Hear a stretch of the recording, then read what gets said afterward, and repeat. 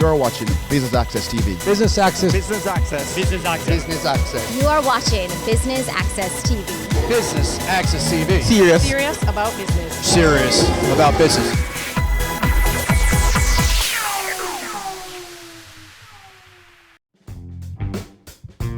New Fortress Energy recently hosted an entrepreneurship workshop at the Jamaica Pegasus Hotel, and Business Access TV was there to bring you the highlights. Stay tuned.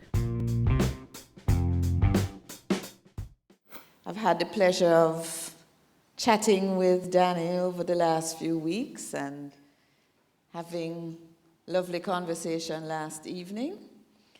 And you will know that Danny is the executive director of the Jonathan M. Nelson Center for Entrepreneurship at Brown University. But what you probably don't know is that he's not just a professor at a university, he's first and foremost an entrepreneur. He started and sold many businesses, and he is globally recognized for his teaching of entrepreneurship. And he's very passionate about this. And, you know, people who are in this field tend to be very passionate, just like you as entrepreneurs. I know that Danny is going to get a lot more into his background, so I won't say very much more, except to welcome you, Danny, to Jamaica. It's his first time. Let's give him a warm Jamaican welcome. Like many of you in this room, I am an entrepreneur. I'm somebody who's had some pretty deep, long-term, successful entrepreneurial experience. And that dates back to when I was even an undergraduate at Brown University. I was a history concentrator. Any other liberal arts concentrators in the room or majors in the room? That's interesting, not that many. So I studied history. I knew nothing about business. I didn't even know the word entrepreneurship. And my senior year at Brown, I was asked to join a software company. We built that company up, and in the late 80s, we sold it to Apple. And I thought, wow, that's kind of a cool thing that we did. I knew nothing about business or technology, and I was able to contribute pretty significantly to that process. By the way, to my young students, I have to clarify that in the late 80s, there were such things called computers, because they can't envision that in the 80s there were computers. But once I clarified for them, they're interested to hear, oh, you were a student at Brown and you did that. So I'm a big proponent of liberal arts, history, languages, political science as the basis of a good foundation for just about anything, and in particular for starting things, new ventures for entrepreneurship. About 13 years ago, I got a fateful tap on the shoulder from a beloved professor at Brown, somebody who had actually helped us and supported us when we were students to start that company, to teach entrepreneurship at Brown. And I was confused for a couple reasons. One, first of all, I thought he was joking, because I told him I had never taught anything, nothing, not even Sunday school. He must have the wrong guy. And besides that, how is it even possible to teach entrepreneurship? And he's not the kind of person you can easily say no to, so before I knew it, I was in front of a Brown class teaching entrepreneurship. And so I always say that teaching entrepreneurship is what I call a participation sport, not a spectator sport, meaning that you can't really teach it unless you do it. And so I want to make sure it's clear that a lot of people are sometimes confused about what even we mean by entrepreneurship. And so I want to make sure I ground us in a common understanding. And I thought I might start by involving you. And this is not a quiz. I'm not looking for you to define entrepreneurship. I'll do that for us. But what I am looking for is when I say the word entrepreneurship, and there are no right answers, what words or thoughts come to mind? When I say entrepreneurship, what word comes to mind? Being different, okay, not being like everybody else. Passion. So you have to be really excited about being different. Taking risks. Risk is often on people's minds. Half crazy. Why half crazy? Maybe all the way crazy. Exactly. What else? What other words come to mind when I say the word entrepreneurship? Patience. That's interesting. So you might not get it right the first time. It sounds like you might have some experience with that. And maybe related, I heard sleepless nights. So when it feels like you should be getting it right the first time, and you don't, you have to go back to the drawing board. Maybe that's at 3 in the morning or even a little later. What else? Maybe a few other comments. Innovation. So yes, that's often a word I hear from the Latin root. I took 4 years of Latin, and my Latin teacher would be proud for me to remember that it comes from the word nova, meaning new. So it means to create something new. Yeah, so is that what you were thinking of when you thought that? Yes. What else? What other words or thoughts come to mind? Yeah. Quitting your job? Could be, yes. Right. Not necessarily, but in your point of view, that's your sense of it, that you're losing your ties to a dependable income and you're going all in by being aggressive. Could be. And maybe that leads to some of those same sleepless nights, yes? Problem solving. You took a peek at my slides, I have a feeling. Excellent, yes. So all these words resonate with the whole concept of entrepreneurship.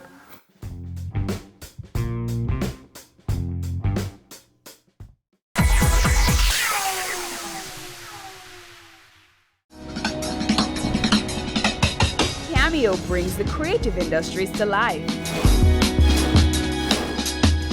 Delighting creatives in different fields each week. Art. My life surrounds art. I breathe, I eat art. Fashion. Food. Without a customer, we're nothing but four walls. Music. Film. Cameo, only on Business Access TV.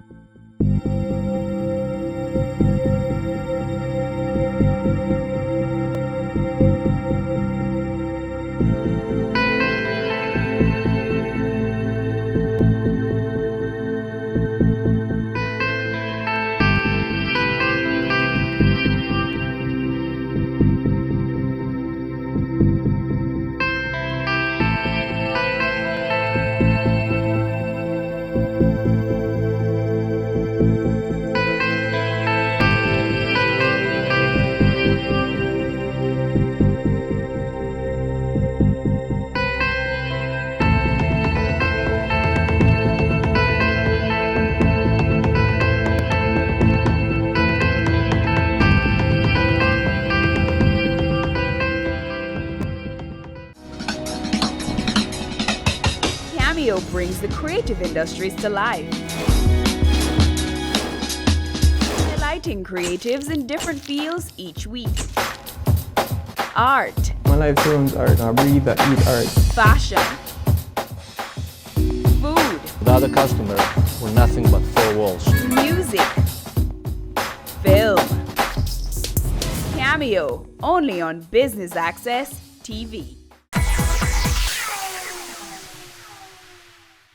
So New Fortress Energy is a global energy infrastructure company. What we've done in Jamaica is we've actually helped partner with JPS to introduce natural gas into Jamaica. And so we have two big projects in Jamaica, one in Montego Bay and one at Old Harbor, that are bringing the infrastructure into Jamaica so that we can bring clean energy to provide to power for the power plants in Jamaica, as well as industrial customers like Red Stripe, UE, and others. So we're helping the transition for Jamaica to go from the heavy fuels, the polluting fuels, to clean energy like natural gas and renewable energy like solar and wind.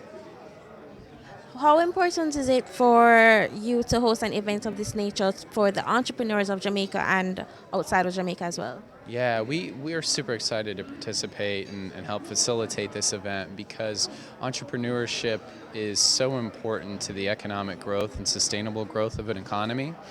Our company was founded by Wes Edens, who's a big investor in Jamaica, a big believer in the economic potential of this country, and he's an entrepreneur.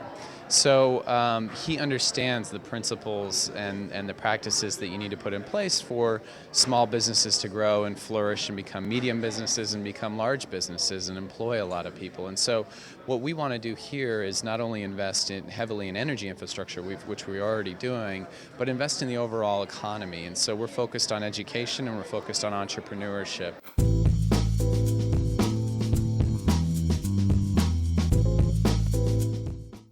Now, how many of you have ever heard the phrase entrepreneurial spirit? Yeah, a number of you have. I have too. And I have to tell you, I cringe when I hear it. And I'll tell you why. Because it doesn't really mean anything to me. And it's the kind of fluffy phrase that might sound intriguing, but imagine if I, as a professor, were charged with teaching somebody how to have the entrepreneurial spirit. I wouldn't know where to start. And it doesn't sound like the kind of thing that you could replicate or clarify or standardize or teach somebody. And from your point of view, I don't know how you would learn the entrepreneurial spirit. And so instead, what I've done through the years, since that fateful moment when I was an undergraduate, drawn into my first entrepreneurial experience, when I was asked a few years later to teach at Brown, and I started to rack my head to say, okay, I got to do this teaching. How am I going to teach people entrepreneurship? I thought again about the fact that Brown teaches entrepreneurship in engineering. And I thought, you know what? If you're teaching somebody engineering, you're not going to say, if let's say you wanted to teach them how to build a bridge, how would it sound if you said, you know what, just go out there and have the bridge building spirit? How absurd would that sound? You laughed, of course. You know, just go out there and throw up a bridge, and if it holds the trucks and the cars, terrific. And if instead they come crashing down to earth, then go out there and be persistent. Just try it again. No, that would sound totally absurd. Brown would lose its accreditation. It wouldn't have an engineering school. And yet, many of you nodded your head when I said, how many of you have heard that phrase, entrepreneurial spirit? And I contended back then, and even more so given all the experience I've had teaching people entrepreneurship, that it's even more absurd to talk to people about entrepreneurship without having it grounded in a structured process. In bridge building, in the engineering school, we've distilled out of the whole enterprise of bridge building some standard elements that you can follow that have organized components to them. A structured methodology, a beginning, a middle, and an end. Every bridge follows a certain standard type of guideline in terms of how it was built. At the same time, every bridge is different from every other. Functionally, operationally, aesthetically. And so there's room, even when you're following a structured process, for your bridge to reflect the own nuances of whatever bridge it's going to be. And similarly, in entrepreneurship, I'm going to share with you the 3 structured elements of the process that I teach that you can learn and master. And even still, just like in bridge building, there's a lot of variation in terms of the kind of ventures or startups that all of you are involved with or could be involved with. And so these are those 3 elements that I distilled into my own teaching and that I teach people all over the world. The first is find and validate an unmet need, which in short means, what's the problem? What problem are you looking to solve? And I always advise starting with defining that unmet need, especially in the context of people who are technology focused. Remember, I teach in engineering, so I'm surrounded by lots of them. And they tend to rush past defining the problem. They like to dive in with a technology that they think is a solution. The problem is, it's a solution in search of a problem. And that's a pretty costly, error-ridden way to start the process. So instead, we always start with find and validate an unmet need, The second is develop a value proposition, which is the second part of this process. And that is essentially on a small scale, what's the solution to the problem you've discovered? It could be in a lab, it could be in a maker space, it could be in a social enterprise incubator, but what's the solution to the problem you've identified on a small scale? And then really important is this third element, and it's often where I think people fall short. And actually I've heard a little bit of theme in my limited time already today in Jamaica that this is an area that people are concerned about, and that is, even if you've identified an unmet need that is worthy of addressing, even if you've developed a small-scale solution to that problem, the third element is create a sustainability model that enables you to have big impact at scale. So you're not only having impact in your small neighborhood or university or parish or even across Jamaica, but in a way that has sustainable, big impact that you can replicate, that you can scale across perhaps the entire world. So it's those three elements that are really critical as we think through this entrepreneurial process. And what we're going to do for the remaining time we have today is dive pretty deeply into this first one, find and validate an unmet need. I feel really strongly about doing that because I find that if you shortchange that part of the process, then you build a really flimsy foundation for what comes next. And if you build a really firm foundation by establishing a very clear and actionable unmet need, then those two other elements of value proposition and sustainability model roll themselves. Talk to us about some of the partners that made this event possible today. So we came in and really enlisted, saw where the ecosystem for entrepreneurship is very vibrant, very active.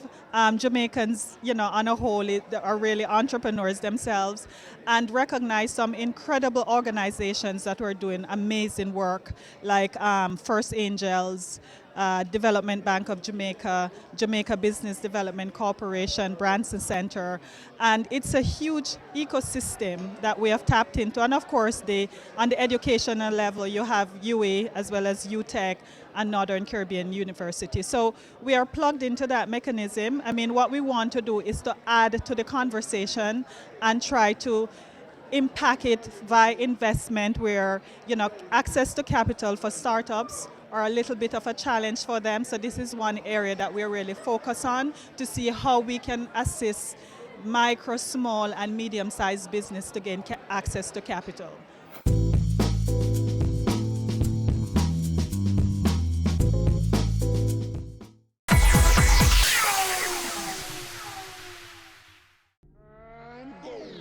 Career Moves has always explored interesting careers, highlighting all you may not have known about them. This season is no different. Coming back to Jamaica, everyone's like, Fizzy what? Fizzy who? When you find a bright boy or girl in the class and people say, what are you going to be? The parents will say, you have to go be a doctor, you have to go be a lawyer. Nobody says you have to go be a politician. Let me see your hands! Tune in Tuesdays at 8 p.m. on Business Access TV. They say it takes a village to raise a child, but the world will one day need the leadership of that child. The time you spend with your child matters. It stimulates their minds and shapes the way they act. Talk with your children. Help them to better understand the world around them and to value what is truly precious. Above all, the most valuable gift you can give them is love. Play, talk, teach, love. Take the time. It makes all the difference. A message from the Parenting Helpline and Ad Council Jamaica. Caring Hands Season 3 continues to effect change in a changing environment. Many of us were raised by grandmothers, right? So, we know the wisdom that these people have. Going beyond business. The little leaders of today are our leaders of tomorrow. And with the proper education, we'll have very good leadership coming from that. That's Season 3 of Caring Hands, creating change and shaping lives, every Sunday at 5:30 p.m. on Business Access TV.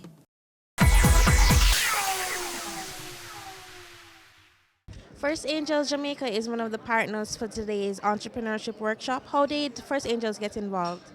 So, New Fortress Energy is our newest member of the Angel Network, and we've been talking about how we can collaborate to improve entrepreneurship in Jamaica and get people in the ecosystem closer together. So we thought that it would be a good idea to have this workshop. Danny Warshay is from Brown University, from the Jonathan M. Nelson Center for Entrepreneurship. And, New Fortress has a relationship with Brown. And so they suggested that we have Danny as our speaker, and we were thrilled to have him. So we have been working with our ecosystem partners, with the Jamaica Business Development Corporation, with the Branson Center of Entrepreneurship, and First Angels, and other partners to target the people that they are working with, the young entrepreneurs that they're working with, and you can see them here today. We're very pleased that our partners have come through, and the young people who are working with the various business service institutions, especially through the DBJ's program and Branson Center and JBDC, have come today to hear Danny, because his talk has been very important for young people and not so young people who are starting businesses and learning how to be better entrepreneurs. So how can you guys start to implement bottom-up research? Take some notes on these flip charts, because then we're going to hear from some of your tables as you report back to the whole group.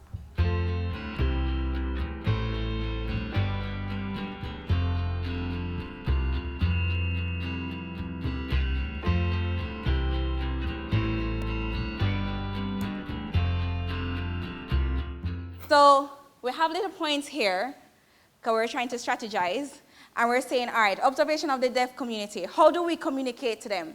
We do not know sign language, but I do have a friend who's deaf, but they can text. You can ask them to teach you things. You understand? Accessibility. They don't want to feel excluded in anything. In society, we tend to use our own biases because we're so imperfect about certain things. We're saying, okay, they're not going to understand that because they're deaf. They might be deaf, but they're still human, and they do have different aspirations like us. So we're saying, all right, what is most important to them? What can be done to improve their circumstances? Can we include the government in it? Can we do like voluntary services? We should shadow them, shadow one person, and do a one-to-one thing with them. Be more personal with them. Empathize with them. Gaining their trust. Because most of the time you're not going to be trustworthy. Putting yourself in their shoe. Continuous documentation. You're not going to write right in front of them, You're going to write at home in your diary.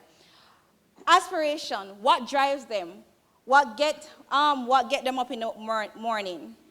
Probably the possible solution that we could find is try to get entrepreneurs who are in different sectors. Like I'm in the tourism industry.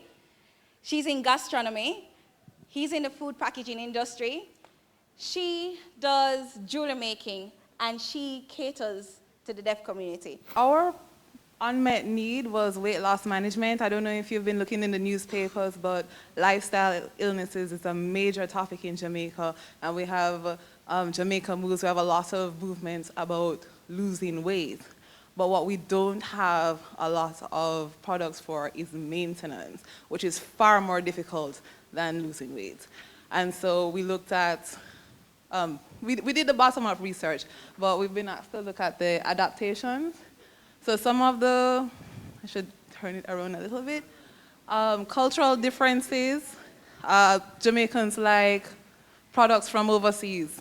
It will be very hard to get them to buy into a local product, and so we'd have to look at adapting it for the Jamaican market. Our culture, of course, which, we have a lot of music, and a lot of cultural proverbs which revere fat women, and so we'd have to look at how we would approach that. We definitely have a quick fix mentality. We don't like maintenance, and so we actually also included a no maintenance mentality. We have a lot of projects that we start, but the follow-through is just not there. And we also thought maybe some persons might be reluctant to participate in a project like this.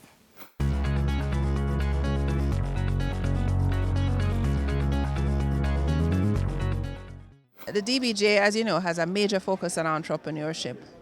And we have one of our big projects for this year is how are we going to take entrepreneurship and innovation to another level. So when New Fortress Energy came and was looking to expand the work that they're doing in entrepreneurship in Jamaica, one of the entities that they spoke with was with the University of the West Indies. And we have a close relationship with the university. So they gave us a call to say New Fortress was looking to become involved. And, you know, basically having invested in Jamaica's energy sector, they saw where they could actually, through their foundation, actually contribute to entrepreneurship development in Jamaica. And based on the work that we are already doing, the university thought that it would be a good fit for us to actually meet with New Fortress and partner with them on some of these initiatives. How can entrepreneurs at each stage, whether startup, established, how can they benefit from the workshop and apply all the tools necessary? It's a great question. And I even gave some examples of ventures that were well into their several decades of development.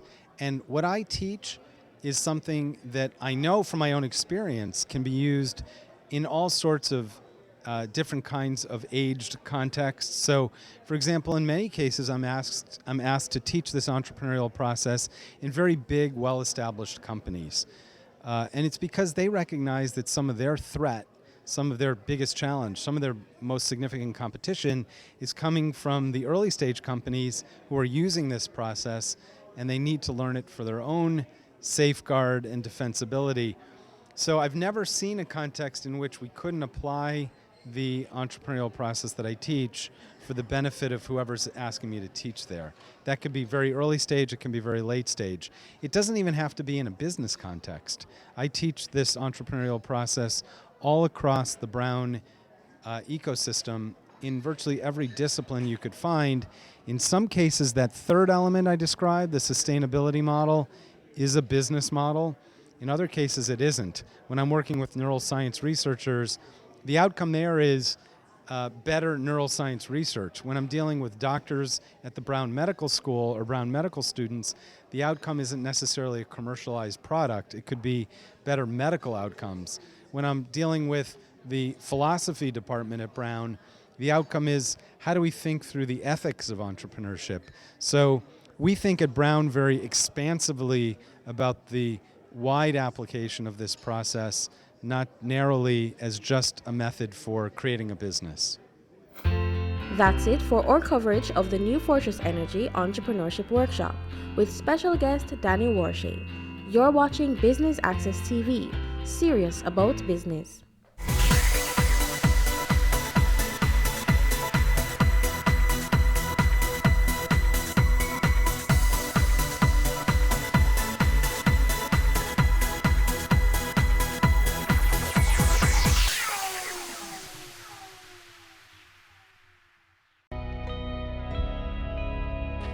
The business community has suffered tremendously due to extortion. Some have not just lost their businesses, their jobs, but lost their lives. This is extremely impactful to the growth of our country and to the progress of our people. We are our brother's keeper. Let's put a stop to this. No more use of force. No more use of fear. No more extortion. No more.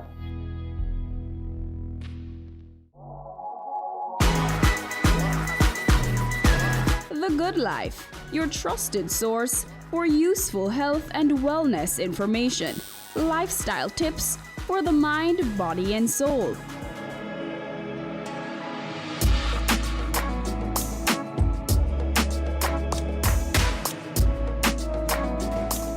in Tuesdays at 8:30 p.m. on Business Access TV.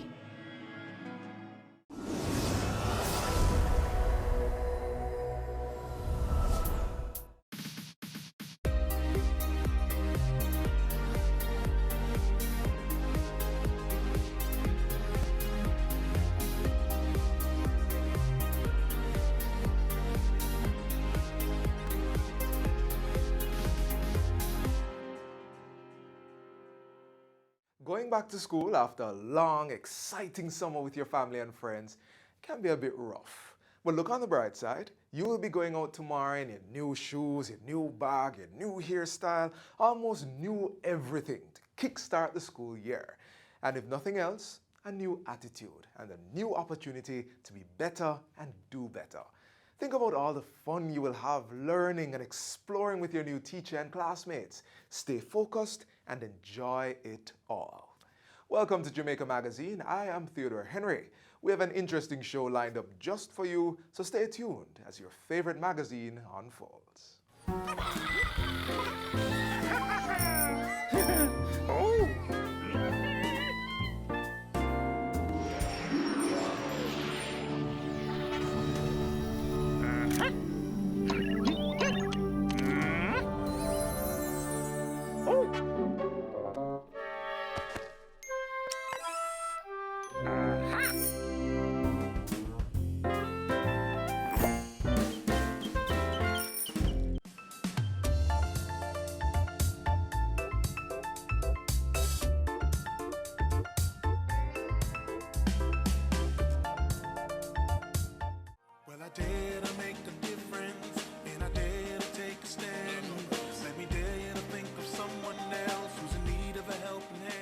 The Office of the Children's Advocate is very aware that we have some parents who get particularly anxious at the start of a new school year. And so we really just wanted to share with you a few tips that you can utilize to help keep your children, especially the very young ones who are going out for the first time, nice and safe from sexual abuse. Parents need to recognize that the private parts, as we call them, or the genitalia, are regular parts of the body. And so in teaching your children about the forehead and the nose and the hand, you can also teach them the names of these body parts, because that does two things. It puts them in a position to speak about these parts when something is going wrong, and it also tells them that even though they're private parts, it's not too private to talk about, particularly with a parent. Children need to know that there should be no secrets between them and their parents or guardians. Oftentimes, when persons want to abuse children, they tend to encourage them to keep a little secret. You know, this is between me and you. But from very early, parents need to establish with their children that the lines of communication are open. Mommy and daddy, or auntie and uncle, or whoever is the responsible adult in that child's life, can actually have a discussion, age appropriate of course, about anything at all that may be troubling the child. The third tip is that parents need to cultivate throughout the child's lifespan that environment whereby the child feels comfortable to speak. Conversation should not be off limit, topics should not be taboo, and you really need to get to a stage whereby you have teachable moments, we call them. So we see a lot of things reported in the newspapers, sometimes on the nightly news, and we can use some of these instances of horrible things that are happening to other children to start little discussions with our own children to give them tips as to how they can avoid or prevent, perhaps completely, any such reality happening to them.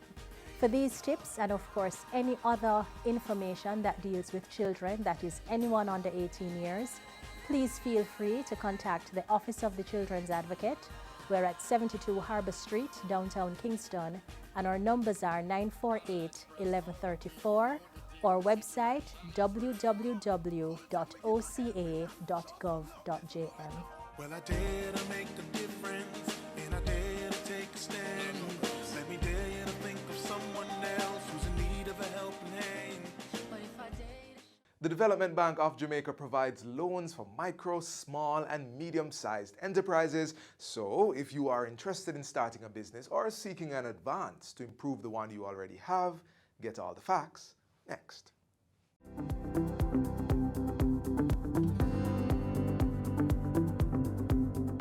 Welcome to Get the Facts, the program that provides you with information on government's policies and initiatives. I'm your host, Anthros Campbell. Today we're discussing the critical issue of access to financing by micro, small, and medium-sized enterprises, MSMEs. The Development Bank of Jamaica, the DBJ, has been facilitating this process, and in studio is General Manager of the Strategic Services Division, Christopher Brown. Mr. Brown, welcome to the program. Thank you very much for having me. What a big title that is. What do you do? At the Development Bank, there are many activities that I'm responsible for.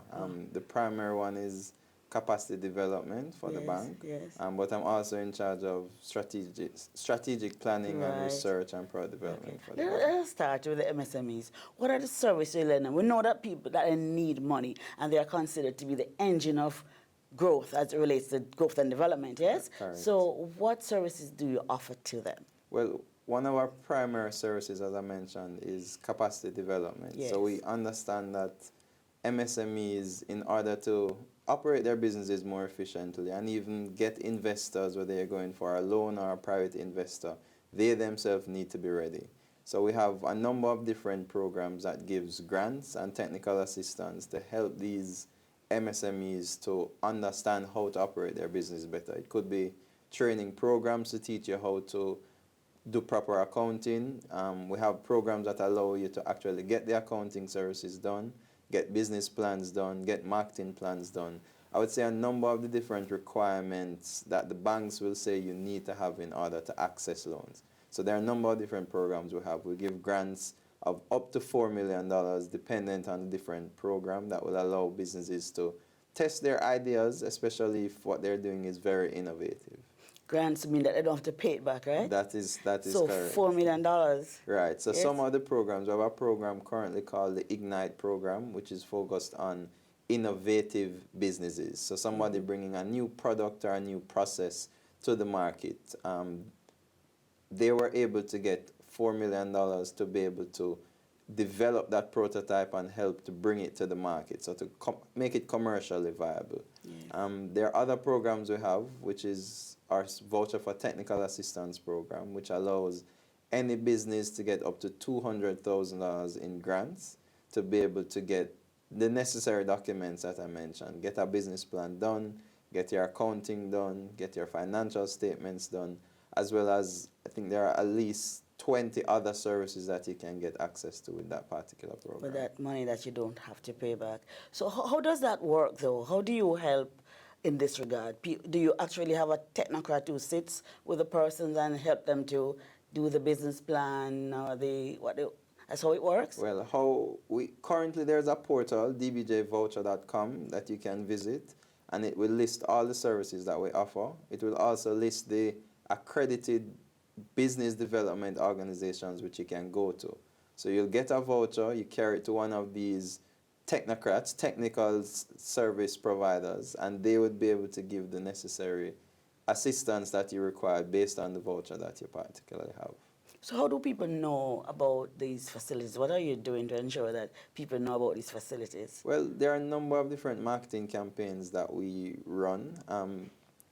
Opportunities like this where we come here, we tell people about the different programs we have. We partner with the approved financial institutions or commercial banks or microfinance institutions or other financial institutions who offer our services to let their clients know about these particular services. So the approved financial institutions, these are regular banks? That's correct. Yes. In addition to commercial banks, we have credit unions that are approved financial institutions. So SMEs that want DBJ financing can go to 23 different financial institutions across the island to ask for a specific DBJ loan. And what they will get are loans at concessionary rates or concessionary terms, so either lower interest rates than what you would normally get walking into the bank, or for longer tenures or a longer time for you to repay the loan. Maybe it's normally 5 years, in this you can get up to 10 years. Right, so you have some control over the interest rates that the institutions will lend? Well, dependent on the program we have, we indicate to the banks that they should not lend above a certain amount, so it isn't the misconception out there is that we lend to the banks and then the banks add on a lot more interest rate and makes our money more expensive. But it's quite the contrary. What we do is we indicate that there is, let's say, a maximum that the interest rate can be to try and ensure that MSMEs still get at concessionary rates. All right, tell me who is a MSME. MSME, right? Okay, MSME, well, it's micro, small, and medium-sized enterprise. Who is micro, who is small? What Micro qualifies me? is, if your annual revenue is less than 15 million J, you'd qualify as a micro entrepreneur business. If you're less than 75, so between 15 and 75 million annual revenue would be a small business. And then a medium-sized business would be 425 million or less.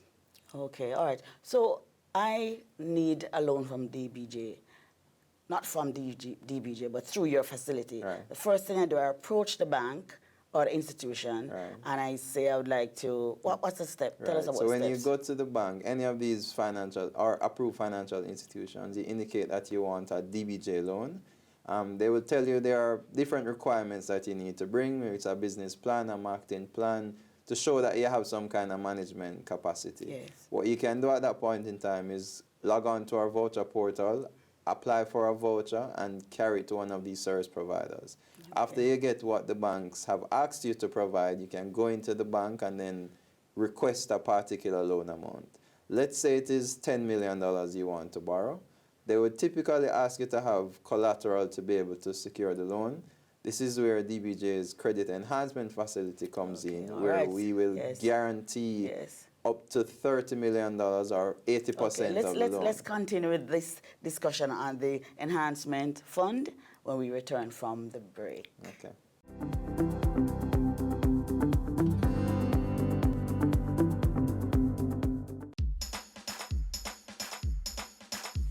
We want a productive Jamaica.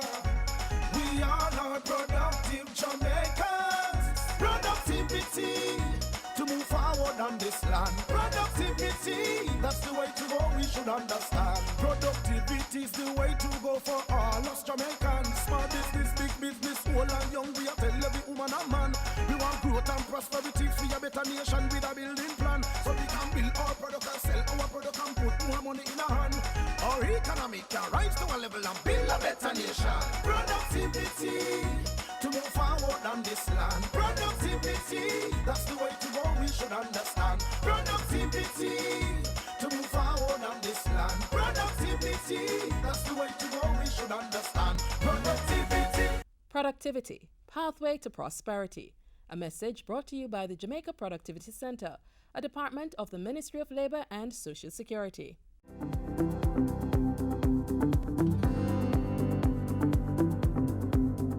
Welcome back to Get the Facts. We continue our discussion with Christopher Brown, who is the General Manager for Strategic Services Division at the Development Bank of Jamaica, the DBJ. Mr. Brown, when we were going to the break, we were talking about the Credit Enhancement Facility. Tell us about that. Okay, so the Credit Enhancement Facility is really a guarantee program. So it helps businesses that don't have enough collateral to get collateral support from the DBJ.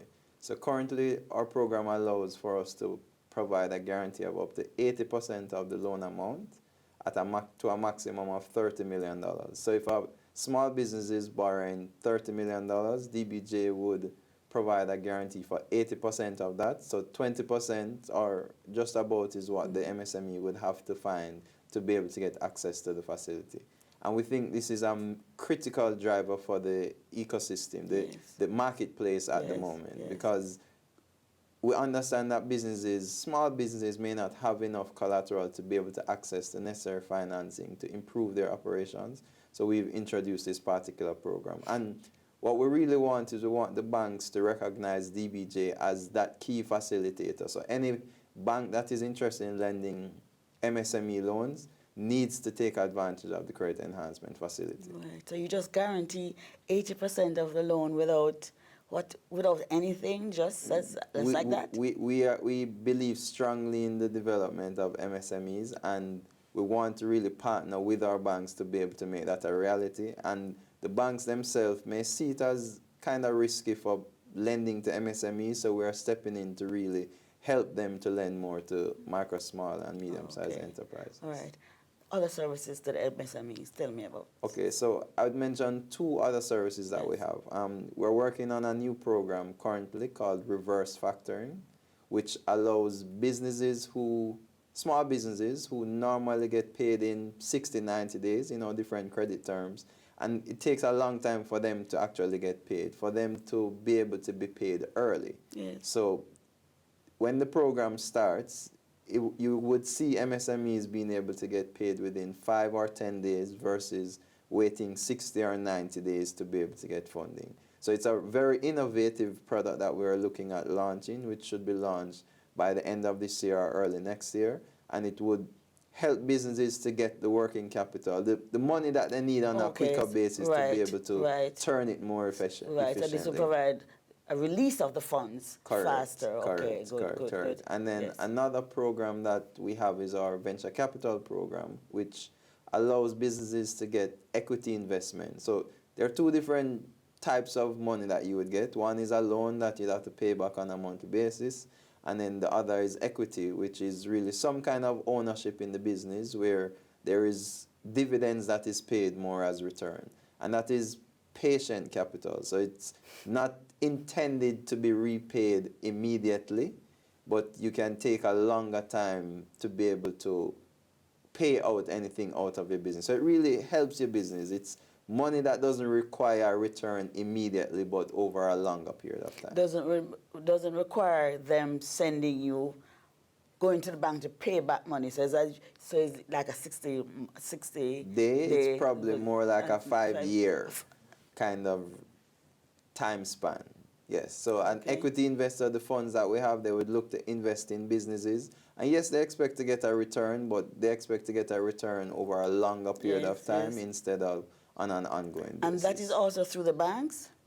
No, it's through different funds. So we invest in private equity funds, and those funds will then invest in small and medium-sized enterprises. We actually have a fund that we're planning to launch next year called the SME Fund. It wouldn't be a DBJ SME fund, but we are helping the private sector to set it up and invest in small and medium-sized enterprises. What are some of the issues you're having with MSME owners who are not coming forward because you have all of this money to unlend, but I've heard the cry all the time that people are not taking them along. What are the problems, and tell us what we're to do to ensure that we get the funding or to access the funding, yes. Right. I think there are a number of businesses who believe it is better to remain in this informal state. Yes. But something we try to encourage all the businesses is that the more formalized you get is the more access you get to these services. So most of the services I'm mentioning, you need to be a registered entity to get access to. So we strongly encourage the formalization. The other thing is that a number of the businesses are not sure how to manage these operations, and that's one of the complaints on the bank side, that the businesses themselves are not ready. The programs we have, such as the Voucher for Technical Assistance, the Ignite program, or other capacity building programs, are geared at fixing that particular issue, helping businesses to get themselves more structured, get their books in order, have them be able to walk into a bank and say, this is, or to an investor, it doesn't have to be a bank, to say, this is what my business looks like. I'm a good business to invest in. So you don't leave them as soon as they get the loan, right? You will stay with them and help them as they build to become... After they get a loan, they can continue to accessing these services that we have to help them to manage the business. Well, the programs that I mentioned are grant programs, so there is no cost to pay back the DBJ. Yes. There's another initiative called the FETA, FETA? FETA. Tell us about that. So FETA is another one of our capacity development programs, which was really more on the side of financial literacy.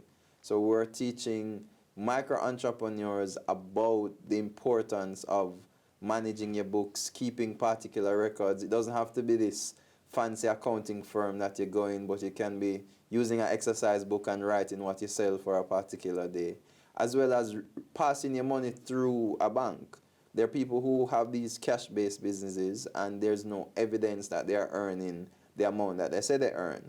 and then they walk into a bank to try and get financing, but the banks have no record that you are actually earning the amount you say. So we encourage businesses, if you sell something today, deposit in the bank. If you need to draw it out the following day, because you need to buy goods on a continuous basis, then you do that. But that indicates to the bank that you are actually making money and that you are a good client for them to lend to. Talk to us about the take-up of these offers that you have. Right. Well, over the past 4 years, we've supported over 3,000 MSMEs in getting capacity building, access to capacity building services. Again, whether it's in the voucher program or the FETA or any other capacity building program. And we've seen where this has had impact on these businesses. The businesses have been able to go into a bank and get access to a loan, or even just manage their businesses more effectively and turn more revenue. The whole purpose of business is to be able to generate revenue so you can employ more people and grow. That's what we're about, helping the businesses to do. Okay. Any success stories you want to share with them before we go? We have many success stories. Yes. There are companies who have come through our programs within the university. They have accessed our grant from our Ignite program. They've gone on to borrow loans from a bank and also gone on to borrow, getting equity investment as well. So they've gone through the full gamut of the cycle of business. So there are opportunities, and we're urging our small and medium enterprises to come on out and get funds from DBJ, get help to do your business plans and so on. Thank you so very much for sharing with us today on this program. It was my pleasure. Good. If you are an MSME owner and need funding, make sure to contact the Development Bank of Jamaica at 876-929-4000 and speak with an agent. You may also visit their website, dbankjm.com, to learn more about their products and services. This has been Get the Facts with our guest, Christopher Brown, General Manager for Strategic Services Division at the Development Bank of Jamaica. To watch this program again, log on to our social media handle at YouTube/WatchJIS. You may also stay connected to our website at jis.gov.jm for more information. Until next time, I'm Enthros Campbell. Take good care.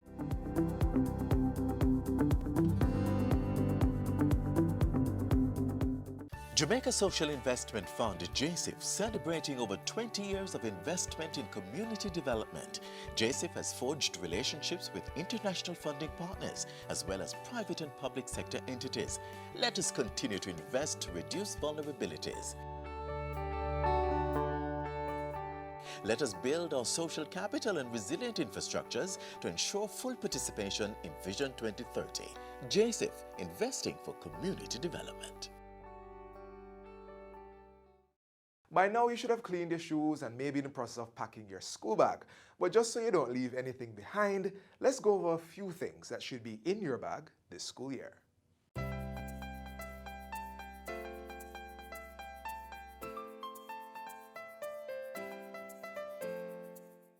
For infant schools, we're recommending a dark-colored bag because we want to reduce the number of times we're washing the bags. And children play a lot, bags get dirty. We also want to ensure that in the bag, there is a water bottle. Water is important because as children play, they get dehydrated, and this will actually affect how comfortable they are. So we want to ensure that there's water in the bag so that they're sipping throughout the day. Now, especially for preschoolers, as they're entering schools for the first time, we know that there is separation anxiety. One of the things that we recommend is a toy. It helps them to be just a little more comfortable with that transition to school. Another thing that we want to place in the bag is a blanket. Children need sleep time, and so the blanket, a nice clean blanket, is good to add to the bag. Another thing that we recommend is a pencil case. We want a pencil case that is durable and one that can secure the pencils. Of course, you can't have a school bag without notebooks. One of the things we recommend is lighter notebooks for the children who are smaller because we do not want the bag to become too heavy. In the notebook, it's also advisable that you put an emergency contact number what would be recommended also is a change of uniform so that if they get dirty, they can change off.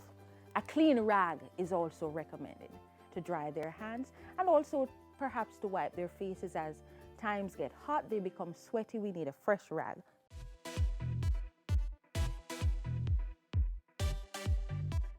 For children who are transitioning to primary or high school, you will notice that we have a bigger bag. So let's look at what should go in the bag. First of all, there is a smart device that we're recommending. Of course, you're going to refer to your school's policies regarding cell phones or other smart devices. But as we prepare our children for 21st century learning, if it is that the policy supports this, then we recommend that you ensure that there is a smart device so that the children can be using these to support their learning as dictated by their teachers. We also recommend hand sanitizer. In some situations, a teacher might want to keep the hand sanitizer for the student, and so you refer depending on the teacher or the school. Of course, we are also purporting hydration. We have to ensure that children remain hydrated. When children get hot, they become uncomfortable, and this affects teaching and learning. And of course, as a partner of the Jamaica Moves campaign, we're also suggesting water as opposed to other sugary drinks. Toiletry is very important. So we have a Ziploc bag here, and we have toilet paper and a piece of paper towel. And there is also wipes. Let's go to the inside of the bag. What's in here? We continue to ensure our children are equipped with the writing implements, but for security purposes, we suggest that you give them a case to house the paper, scissors, the pens and pencils. There are also exercise books. Now, these exercise books are a little heavier because, as you know, primary school and high school require more note-taking. So these are a little heavier. One of the things we must also have is a planner, because homework is very important. So we recommend that you write down the homework so that you can ensure that those are submitted on the due dates. Of course, you must have the textbooks. Now, textbooks can be many, and they too can be heavy. So depending on what homework is assigned, you might want to work with a class teacher to also store some of these textbooks. So only the ones that will support homework will make it home. And you know, weather is also unpredictable. So we recommend an umbrella, a lightweight umbrella, or a rain cloak if you have it. We don't want our children getting ill because this will affect their attendance to school and ultimately affect learning. And that is it for what goes in the bag. We wish you a successful year. All the best.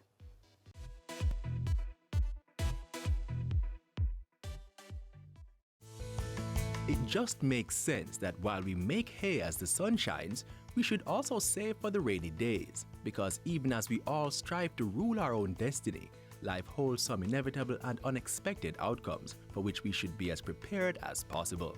Get the help you need now through the National Insurance Scheme. The NIS offers financial security when it's most needed to all gainfully employed or self-employed persons who contribute to this scheme. Whether it's loss of income due to injury on the job, sickness, retirement, and/or death of a breadwinner, there will be help waiting for you and your family. So if you are over 18 years of age and working, visit your nearest Ministry of Labour and Social Security parish office and get registered under the NIS. Start making your contributions in order to reap the numerous social protection benefits when that rainy day occurs. Email prunit@mlss.gov.jm or call 876-922-8000 for more information.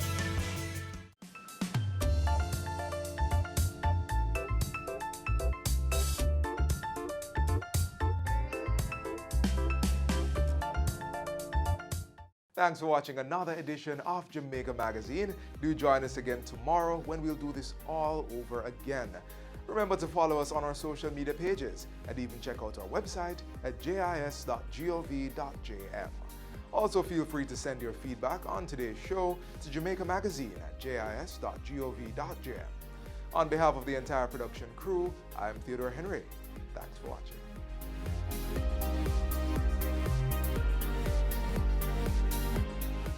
This has been a production of the Jamaica Information Service, the voice of Jamaica.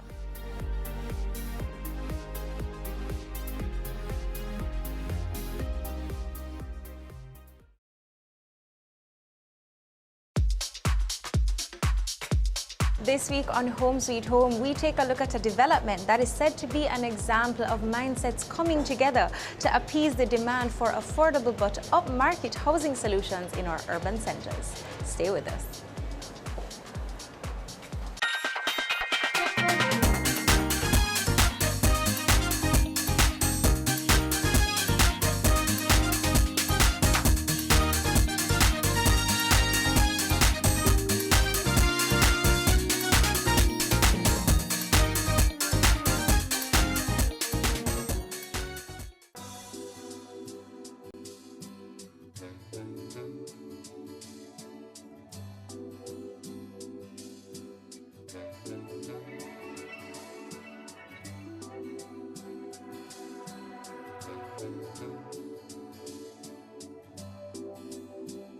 Now, before the building of a development commences, there is usually a conceptualization phase that usually involves architects.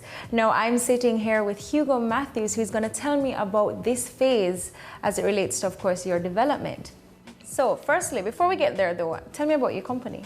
Okay, my name is Hugo Matthews. I am 50% of our company. The second half is Mr. Ewan Darling. We actually went to school together, and we always dreamed of having our own firm. And you know, we worked many places. We worked about maybe 4 different companies together, and we finally formed Virtuoso Architect. The word virtuoso means highly skilled artist, and that's what we think of ourselves as highly skilled artists. And we're learning every day, and we try to keep ourselves current in the market. I mean, the only way to be good in this business is to be great, and that's what we're trying to do. Love that. So tell me a little about the architecture industry. What's that like? Well, architecture industry is very interesting. The industry in Jamaica is actually very small, and the important thing to know about it is a lot of persons have a misconception about architects and architecture. They believe that all architects do is produce pretty drawings, but that's maybe 10% of what we actually do. You really have to have excellent technical competence because you're talking about millions of dollars being invested in a particular project. We have to be cognizant of every single thing that goes into a project. We have to know the inners of the building, the inner workings of it, what is comfortable, you know, what's a comfortable environment, how air passes through the building, how the building responds to climatic conditions, you know, if it's hot outside, if it's cold outside. We need to know and have a good idea of what services will be running through the building, and when we have a good grasp of all of those things, you know, we can actually design a proper structure. And also, you know, just be in awe of what your dream actually looks like, because we don't want to give somebody their dream. We want to give them something that they never dreamed of, and we always strive for that.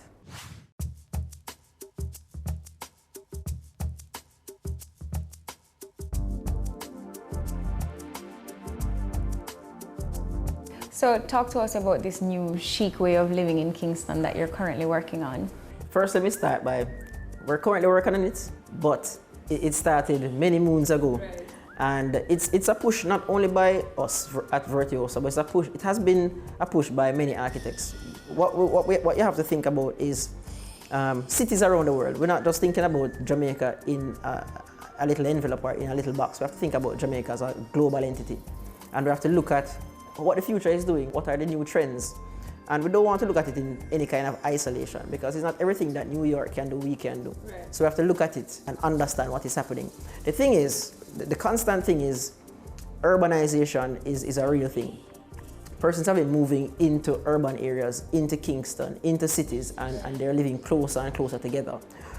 What happens when that occurs is you have less space to develop.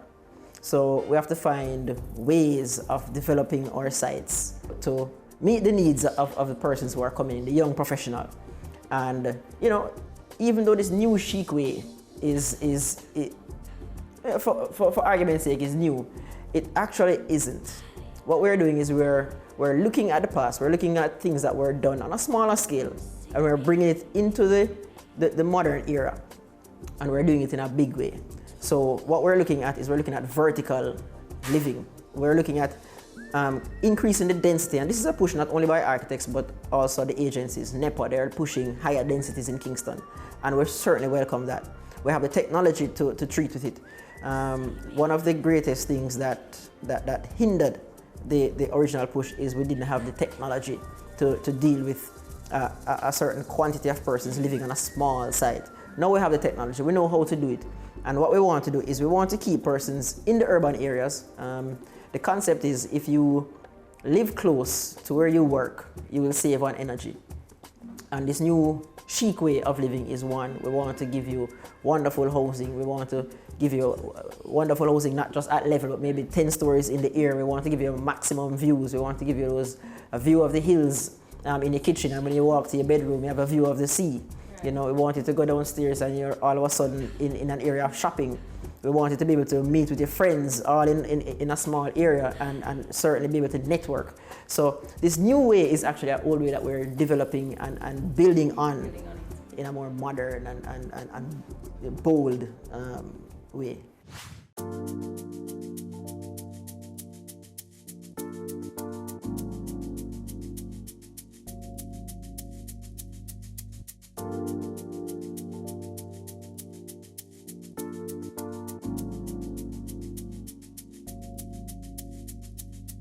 20 South is maybe the first of its kind in Kingston. It's 10 stories high. It has over 75 units, 80 units to be exact. And it's, you know, on a small plot of land right in the middle of the Mecca almost. We're talking about, there are stones throw away from Harvey, a stones throw away from just running up to Devon House. We are right in the middle of it all. We're talking about you're close to transportation, you're close to New Kingston, you're close to Harvey shopping areas.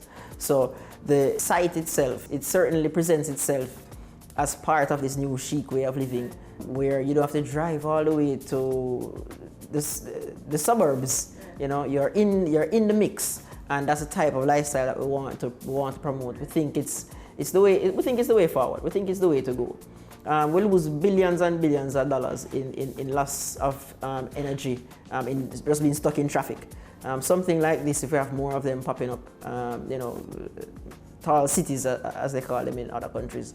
This is an energy efficient way of living. How do you strike a balance between what a client wants and what, in your professional opinion, is what's best for them? Well, you know, that's an interesting one. Sometimes you have to fight. You know, sometimes you really have to fight. For the most part, we really try to give the client what they want. You know, we're not trying to take them on some sort of tangent that they didn't really want to do. I speak about giving them something that they never dreamed of, but really what it is we're taking the client's dream and we're elevating it.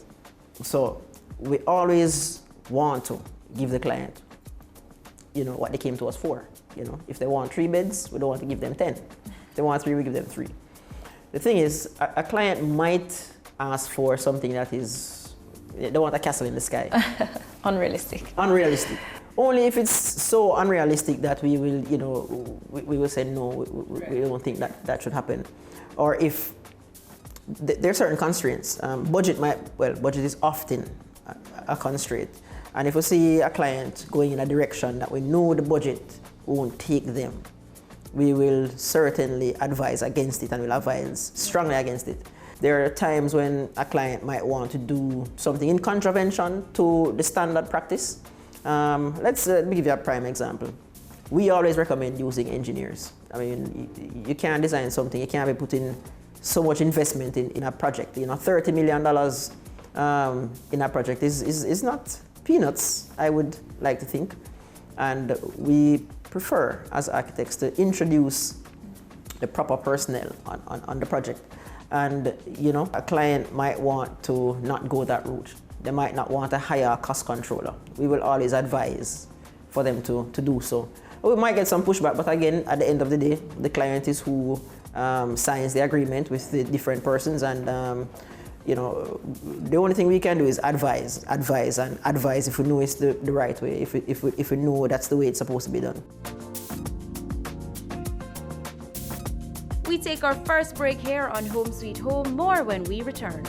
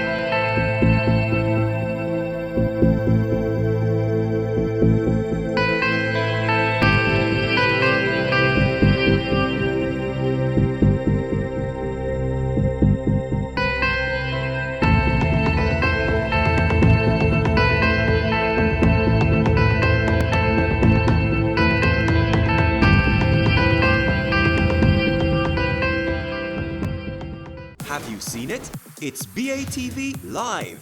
Live streams of business news weekdays at 7:30 p.m. Stay on point Thursdays at 8 p.m. with our Business Current Affairs show and Weekend Business Report Saturdays at 7:30 p.m. wherever you are.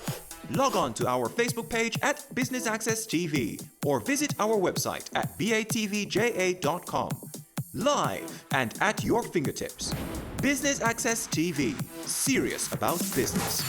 Ready for cable for as little as $100? Ready for no monthly cable bill? Ready for 10 TV channels absolutely free? Then pick up our Ready TV box at authorized stores for $4,500. Hook it up to your TV set, then top it up with Ready Credit for 1, 7, or 30 days. Buy now and get $1,000 free Ready Credit and start watching your favorite shows. Pick it up, hook it up, top it up. Ready TV. Prepaid cable TV when you're ready. Now serving Kingston and St. Catherine. Limited time offer while stocks last. Conditions apply. Welcome back to Home Sweet Home.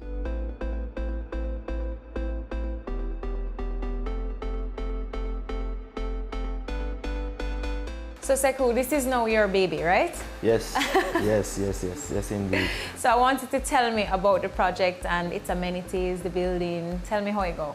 All right, because of the size of the site, it's not too big a land. Right. We had to put all the amenities what were usually in projects on the ground floor into the building. Right. So we moved the pool, for instance, to the 6th floor, and also added our atrium to the 5th floor. So we're moving integrated nature into the building all through. So from the 5th floor atrium to the 6th floor pool to the green roof where you have a jogging track. The occupants of the building have a wide range of activities to enjoy. Because of the size of the site as well, we had to make sure that enough parking is there for all the units. So we created a basement layer where we can have adequate, at least minimum 2 per unit. There are 80 units in the scheme. And because of that, as I said, where the amenities are inside of the building, the pool on the 6th floor and the atrium, we also have a gym. So you can have exercise not only on the roof, but on that same 6th floor, as well as a convenience store if you don't want to run to the city. So it's an integrated building, one homogeneous system.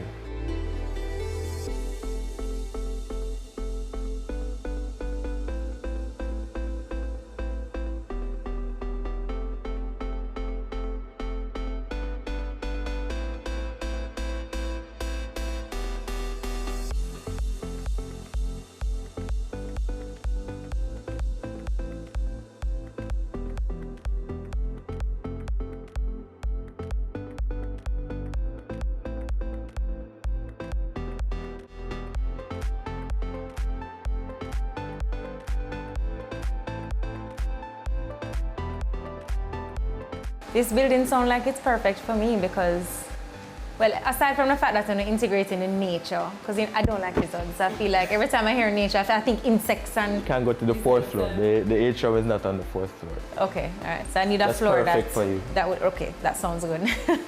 How much of the design was yours and how much of it was the client's? Because I know they would bring their ideas to you and then you guys would do the design. So how does that work? As Hugo said, it's a dialogue between us and the client. The client gives us the initial pitch and brief on what he wants in the project. For instance, he wanted a jogging trail on the roof. Right. So we accommodated the jogging trail on the roof. But we said, why not make it a luxurious experience and push the pool to the roof? So we came up with the amenities what are inside of the building and tying it back to what he initially wanted with the jogging trail, as well as his idea of a green living space, an all-in-one building in our room. So it's a holistic design. When you say this building is chic, we also want to ease of access into the units, of course. So we have 2 elevators on the flanks of the building, so you can move from the basement where you parked straight to your unit. These are smart elevators, so you have a key, and you swipe the key and you will know which floor you're going to. Oh, nice. And you can probably stop at the 6th floor. The pool, as I said before, is an infinity edge pool, so you can just look off into the distance, see Kingston Harbour, and you want. As well as we try to be energy efficient, so we have solar on the roof, as well as energy efficient utilities like the toilets and lights. Oh, nice.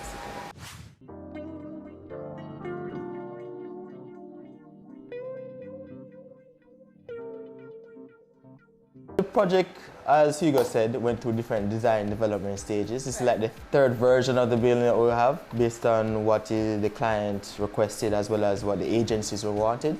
So there are about 60 pages, 70 pages in the architectural set alone. They also have the engineering set as well as the mechanical set, which have their own equally weighty drawings.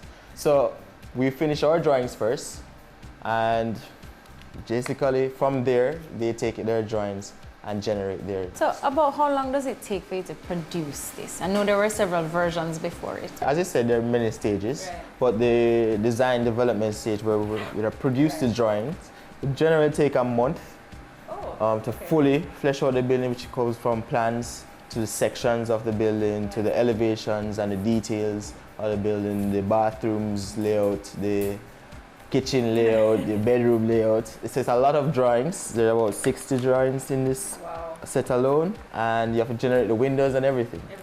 Everything. All details.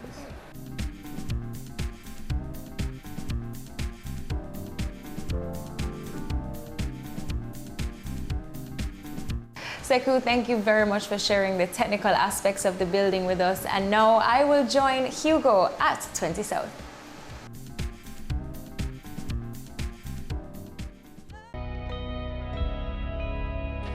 The business community has suffered tremendously due to extortion. Some have not just lost their businesses, their jobs, but lost their lives. This is extremely impactful to the growth of our country and to the progress of our people. We are our brother's keeper. Let's put a stop to this.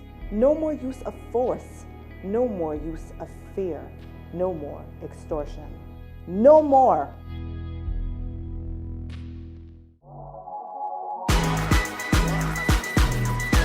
The Good Life, your trusted source for useful health and wellness information, lifestyle tips for the mind, body, and soul.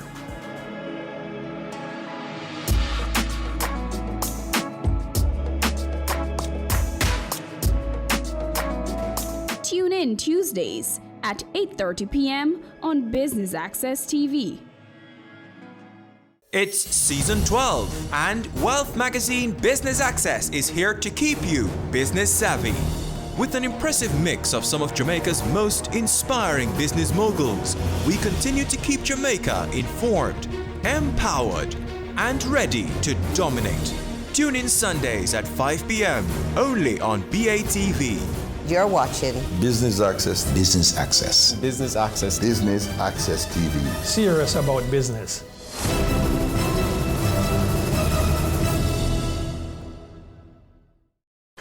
Welcome back to Home Sweet Home.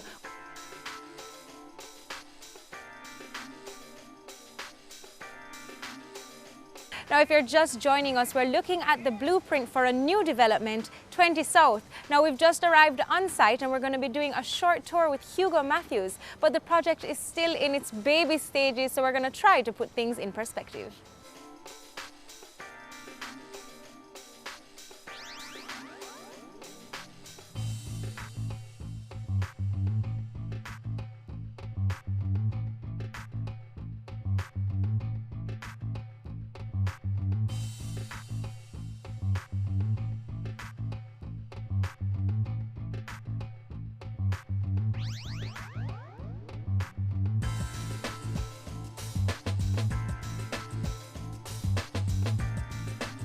All right, so we just got here on site. Explain to me what's what and where everything is. Okay, sure. All right, so you came in through one of the entries. Right. The site will have two entries. So our main entry will be there. So all of this here is a roadway. Okay. So what you just came in is roadway number 1, and we lead all the way across roadway number 2. So all of this that you're seeing here, that is the basement, and all of that is basement parking. So the ramp to the basement is on the opposite side. Right. Right. So once you come in through this gate, entrance, you drive around this driveway, and they have the ramp will be on the other side. On the other side. We also have parking at level, and on the opposite side, right, the side facing South Avenue, we have some units on the ground floor and also the entry lobby. So this is the first part of it. We're at first floor, Cass in the second floor now. Right.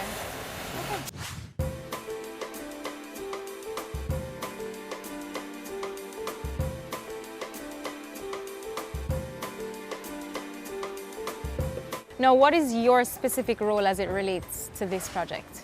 Separate and apart from the architect who designs it, or the technical person who puts the drawings together, what we're talking about now is the contract administration, which is an extremely important part of any development.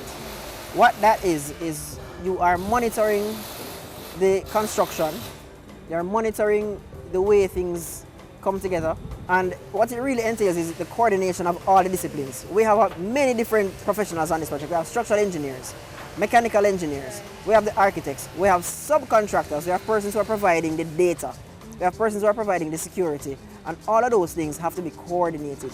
We have subcontractors who are doing the pool, and what the architect has to do is all of that information must be coordinated.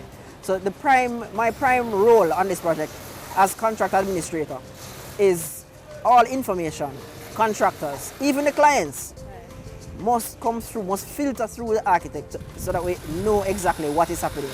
It is very easy to lose track of the multiple things that are going on.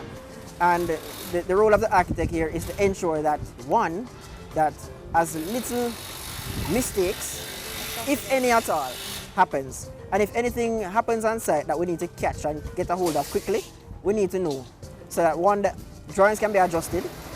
Two, everybody needs to be kept in the loop. Everybody needs to know what is happening. So all information that comes to the architect is filtered out to all the other disciplines, to the clients and everybody involved.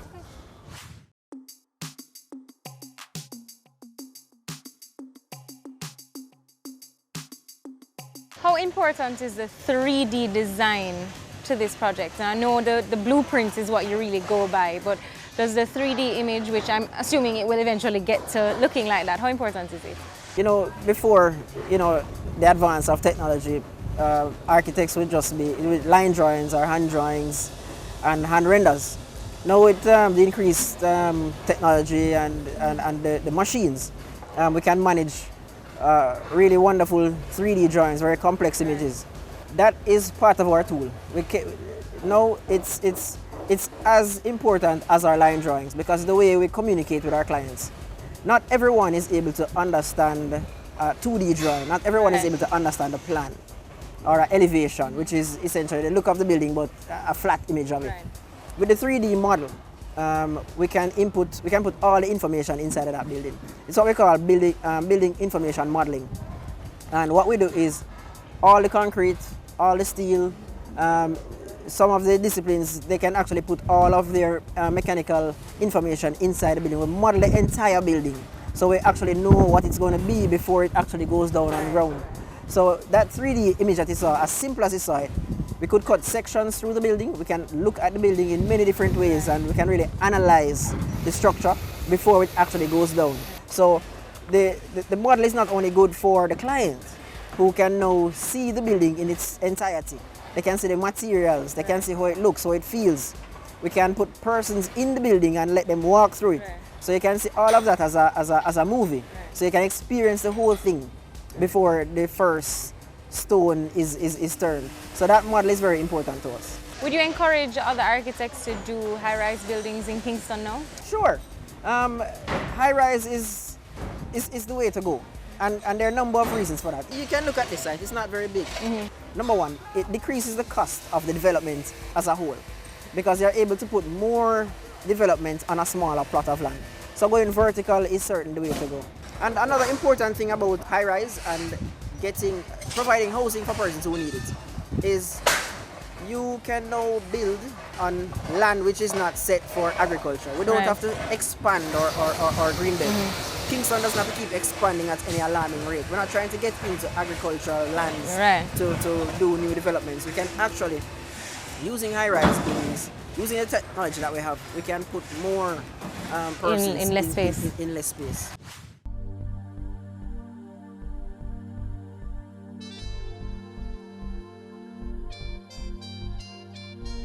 So tell us about some of the challenges that you've had to overcome on this particular project. For this particular one, I could give you a couple of examples. Number one, once the drawings are done and we feel it's good and we're ready to go, everything has been quantified.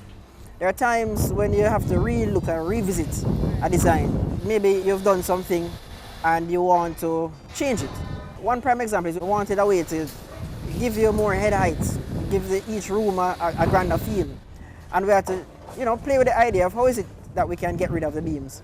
So we had to meet with the engineers, meet with the contractors, and we had to find a way of getting rid of those beams to give us the extra room and the extra feel. We're not lifting the heights of the building, we're just moving some of the beams out of the way. The biggest challenge with this is it's such a tall building and it's so heavy that the engineers as well as the architects, we had to find a compromise as to what beams can stay and what beams can go. And it took a lot of tireless nights to sort of figure it out. Right.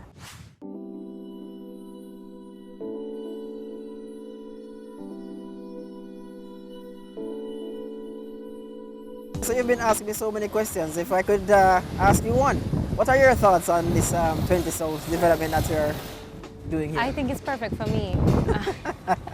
As such, I think the location is good. I'm never too fussy about it being close to a main road. I think that's perfect for my lifestyle. And based on the 3D, rendering? Yes. What is it? I just like aesthetically how it looks. And I think it would be suitable for, the modern working woman like myself. So love it and good job, guys. Oh, thank you very much.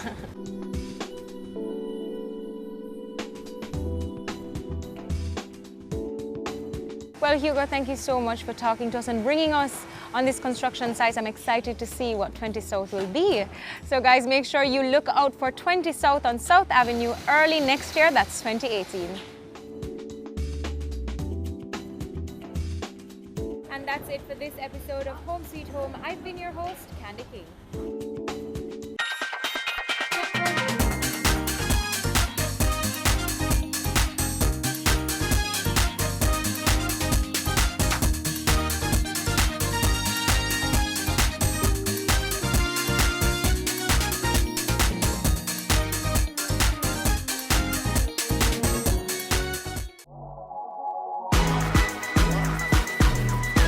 The Good Life, your trusted source for useful health and wellness information, lifestyle tips for the mind, body, and soul.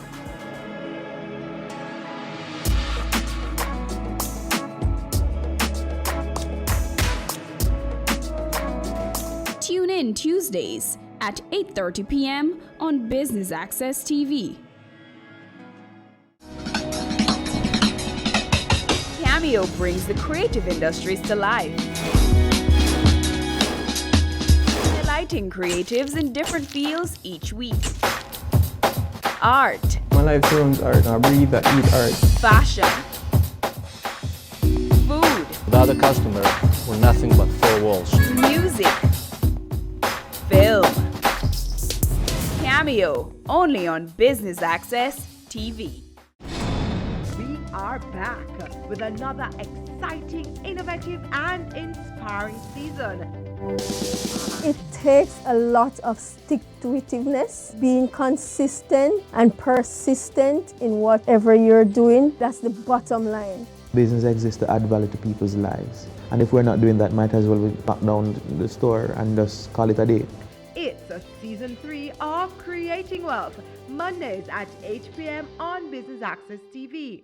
Ready for cable for as little as $100? Ready for no monthly cable bill? Ready for 10 TV channels absolutely free? Then pick up our Ready TV box at authorized stores for $4,500. Hook it up to your TV set, then top it up with Ready Credit for 1, 7, or 30 days. Buy now and get $1,000 free Ready Credit and start watching your favorite shows. Pick it up, hook it up, top it up. Ready TV. Prepaid cable TV when you're ready. Now serving Kingston and St. Catherine. Limited time offer while stocks last. Conditions apply.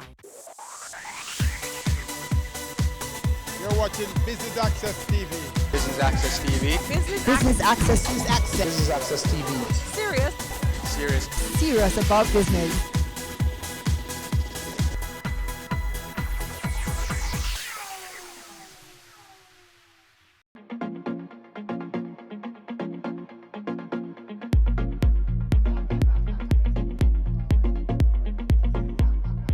Roper Cup, absolutely supremely important. Two of the greatest schools in Jamaica, meeting, sharing fellowship, always showing the current generation that you can be great rivals off the field, but even better rivals on it, And it's really about us always showing the generations, Georgians, KC, Fortis. It's all about us giving back, all of us being mentors through sports. We always try our best to impart onto the boys values for life. So someone like myself, someone like the KC Old Boys, I'm clearly representing the better side of North Street. And we're really, really close across the road, so might as well continue the tradition and go forward. The rivalry between KC and St. George's College has been around way longer than I have. Days of Sabina Park, which was kind of in between both schools, where the Royal Battle of North Street always took place. Over time, it lost a little of its flair, but easily we're getting back to those days now. As you see, the interest has grown significantly over the past few years. It is always important that there be harmony between the two schools. This has not always been the case over the years. The Roper Cup is a fun day. The Roper Cup is the day that St. George's College and Kingston College get to have fun in the sun with a competitive edge. It is always a good day. The Manning Cup match is always seen as the feature for the day, although I think the over 35s tend to have more of a competition going on. All the matches, it has been expanded now to include also our under 14 and under 16 teams, so it's an entire day of football. I don't think there are any two schools in the country that can boast the type of rivalry that Kingston College and St. George's College, being only 100 meters apart, can boast. It is always good competition, it is always fun, not only for the footballers but for us, the old boys, as well. It is indeed my honor and my pleasure to welcome you to this media launch of Roper Cup 2019. This competition between Kingston College and St. George's College, North Street rivals and friends. With Kingston College hosting this year, a very special welcome to my colleagues from across the road. At this time though, I would like to call upon Mr. Stuart Jacobs, who is the president of the Kingston College PTA, to bring greetings from the Fortis family to everyone here. A very good morning. It is once again a pleasure to stand there and bring greetings on behalf of KC to usher in another Roper Cup. In total, 37 Manning Cup have been won between Kingston College and St. George's College, 37. When you look at it, a quick math, it's close to a third of all the Manning Cups that have been played. And it is also, it's going to be somewhat of a phenomenon on Saturday, because the two finalists of last year's Manning Cup will be playing, basically opening the football season. Because with all of the other cups that have gone on over the summer, it is the Roper Cup that really kicks off the schoolboy football in Jamaica. No other event. I look around and I see people who have worked very hard and they have extended themselves as parents at both schools. Look at Mr. Latour, Donovan Jermaine, even Patrick Dallas. A lot of us, even Patrick Dallas, Dr. Foot, extended ourselves as parents. And it is events such as these that we live for. We live for these moments because it is where we sit and watch our youngsters do the things that God has entrusted on them, which is called talent. Also, in order for them to do it, they would have to have coaches who we as parents trust to hone these talents. And by extension, a school we send them to have it happen.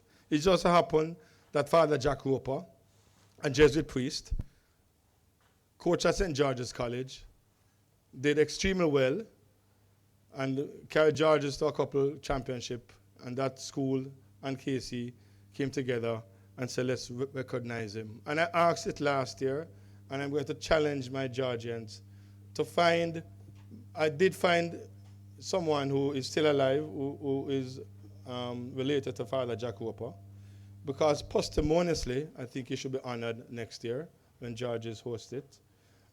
Because we use his name every year, and a lot of people, I know a lot of the players who are playing don't know who Father Jack Roper is. Father Jack Roper was a wonderful human being and did quite a bit at St. George's College, and for football in Jamaica, and for North Street. And speaking of North Street, I would like for us to do some sort of research, somewhat, to see which street in this country or anywhere else has produced the amount of sportsmen and superstars, both academia and on the track and on the field, than North Street. Less than 200 meters apart. And Kingston College and St. George's College have contributed so much to the landscape of this country. It's unbelievable. We will forever be grateful to St. George's College. And Kingston College, I'm speaking from the KC family, we will forever be grateful to St. George's College. Because out of St. George's College and the teaching of the Jesuits there, Bishop Gibson was honed and developed. But I guess after going to George's for 8 years, 7 years, he realized that Jamaica really needed another school, a real school. But on a serious note, we are always neighbors, we're always brothers, and we'll never ever forget what St. George's College has done for us. The Roper Cup does that each year. The Roper Cup takes us back in time. The Roper Cup brings us to a humility, a humble state, that regardless of the rivalry that we will have in the next couple of months for the Manning Cup, we will meet on a day and have friendly rivalry, and both schools will look at each other, the under 16, the under 14, and the present Manning Cup, and under 25 and over 35, and look at the past and enjoy it and appreciate it, and look at what is happening now, and hope that two schools will once again be in the finals at the Manning Cup. I wish for both schools all the best. I wish for the Roper Cup committee all the best, and from the parents of KC and the KC family, we are more than happy to host you on the day and look forward to a wonderful event. I thank you.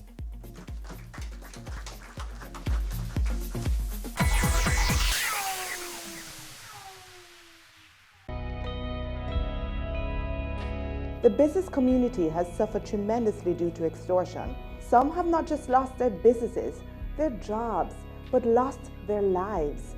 This is extremely impactful to the growth of our country and to the progress of our people. We are our brother's keeper. Let's put a stop to this. No more use of force. No more use of fear. No more extortion. No more.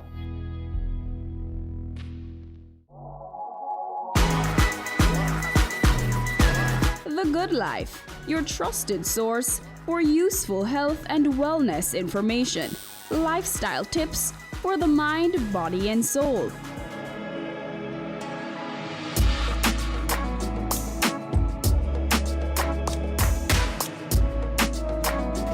Tune in Tuesdays at 8:30 p.m. on Business Access TV.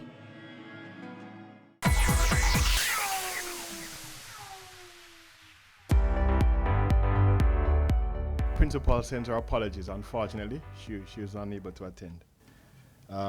Boy, so far so good. We've had such great deliveries from the Fortis brethren, so we need to add some color to the proceedings right now.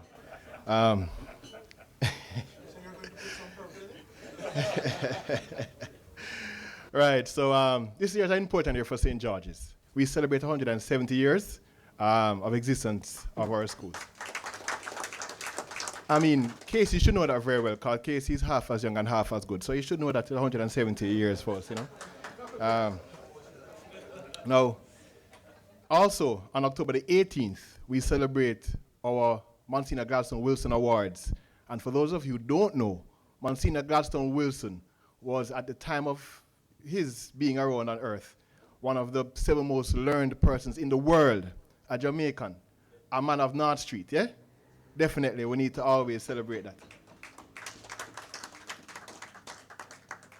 So it is important, as Brother Jacob said, well, he said that, we hope to we are going to be in the final, so we hope that you come join us again like last year. I mean, so ladies and gentlemen, we always look forward to Roper Cup. It's a teaching moment for us where we can always show the young men that regardless of the banter, regardless of whatever we may say along the way, it really is about friendly rivalry and camaraderie.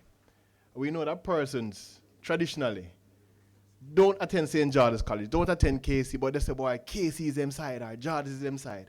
Because they wish they could be like us. They want to be a part of us, so we definitely look forward to Roper Cup to continually show the wider Jamaica what it is to be, a man for others, never yielding, always being a Jamaican and living forward as a true testament of what we should do. So I thank you for having us. I thank you for being great hosts, of course. The Roper Cup is on top of our cabinet over by St. George's. I'll dust it off a bit and I'll put it back after the matches on the Saturday. All right, so cheers to all. This bug of fake news has got to Jamaica. It has got here because if the Roper Cup trophy is at St. George's, when I leave here, I need to stop at Halfway Tree Police Station.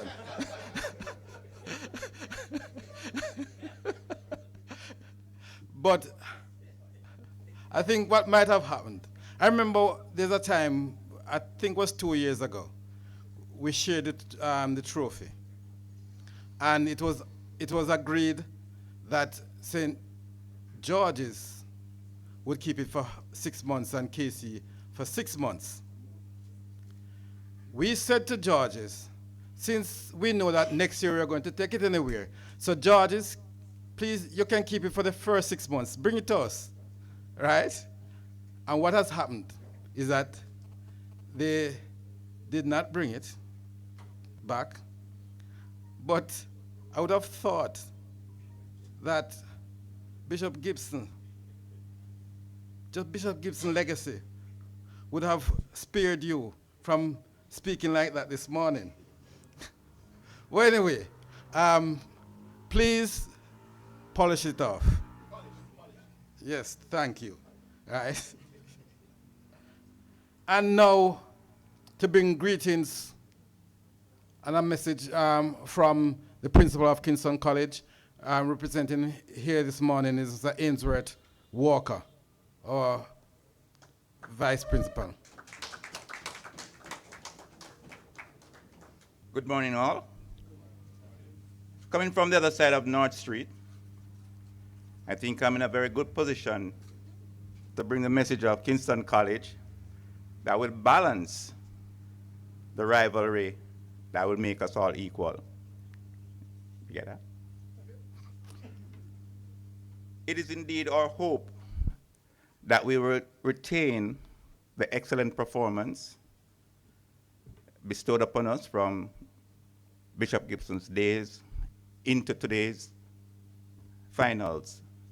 And so from the family of Kingston College, and especially the principal, it is our hope that this year will be no different from next year. And so, when the dust is settled and the trophy is returned from Roper Cup to Manning Cup, then Mr. Latour, you will have nothing to fear. Ladies and gentlemen, on behalf of the principal of Kingston College, teachers, staff, and students, we're looking forward to a game that will bring us together and a future that we will all talk about. Thank you. And now may I call upon the president of the St. George's College Old Boys Association to bring his greetings. Thank you, Dr. Lallas. Distinguished Fortis and my St. George's College brethren, good morning. This never gets boring. Every year we gather for the Roper Cup. It is fun, it is very serious rivalry, and I think Dr. Dallas made a very bold statement last year, which, by the grace of God, came true. The collaboration between KC and St. George's College Yes, Dr. Dallas. Yes, sir. Take a bow.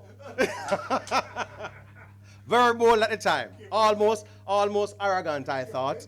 Almost arrogant. However, like I said, it is what it is. After 32. But now that we've addressed the elephant in the room, now that the dust has settled, Roper Cup, year 1, KC and St. George's College. I think probably the first time ever that it would be considered a grudge match. Yes? So not that we don't always have excellent football and even more camaraderie. When KC hosts, for sure, refreshments are always on top. Of that we are sure. But more importantly, we've seen this year where the collaboration has expanded. I think this year, for the first time, we hosted a Labor Day project together as well, where we did the pedestrian crossings in front of both schools. So this is the type of camaraderie and harmony that we want everybody to emulate, because it really is important, given the ills that we see in our society today. So, Stadium East it is, Roper Cup for yet another year. It's almost cliche that we say we look forward to the camaraderie. And of course, this year in particular, Shantamoy, Nathaniel, Jaim. For this year in particular, extremely strong competition.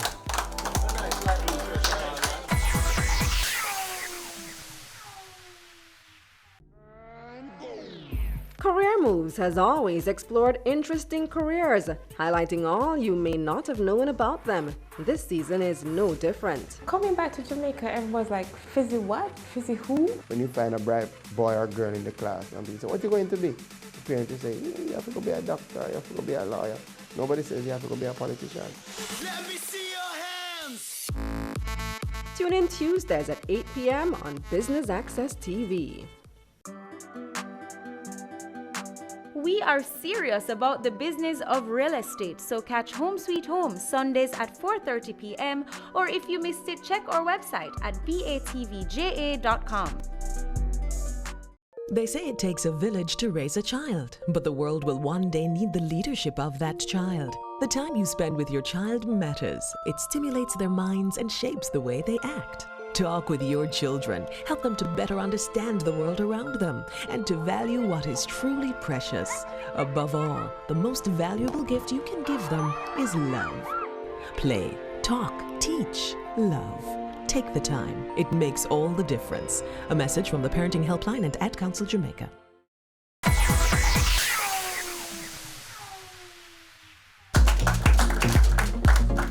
It is indeed a pleasure to be here. I'm asked to make a presentation on behalf of the President.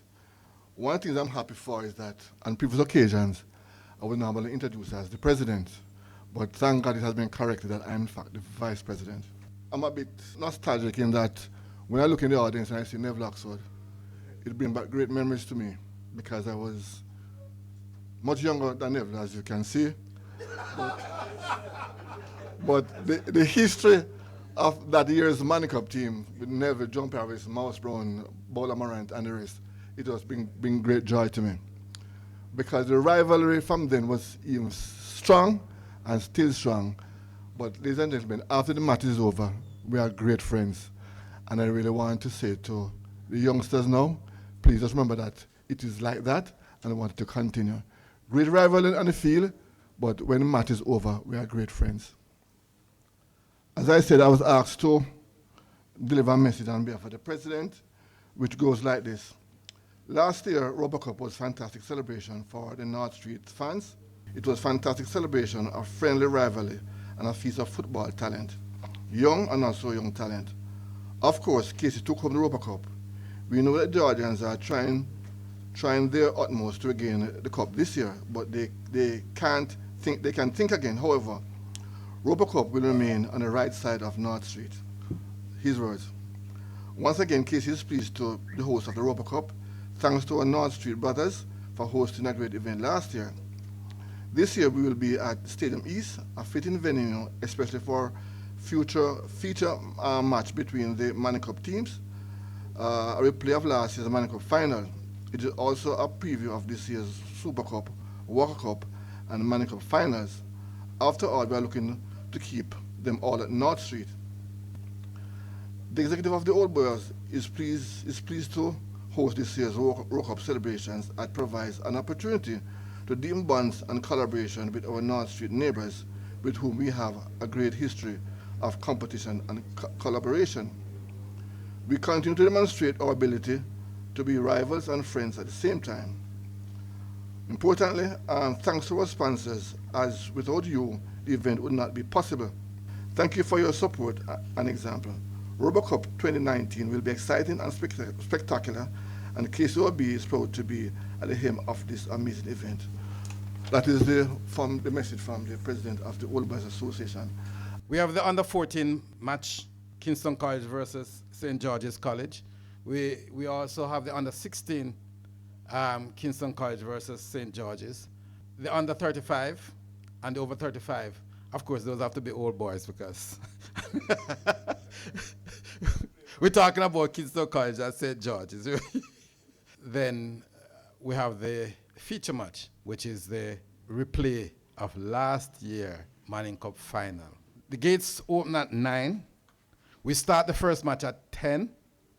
And we are going to run a tight ship this year because we have decided that the last match, the feature match, must start at 4:30.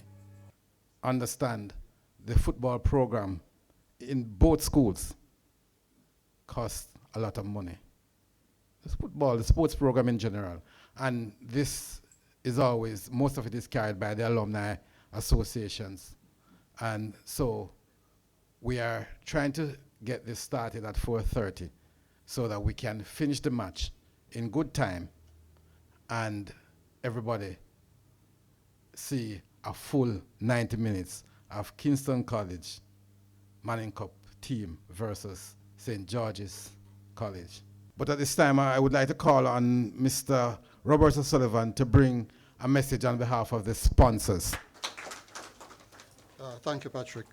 There are 4 main sponsors that I'd like to thank. One is Facial Oral Surgical Association. LASCO, they've donated iCool.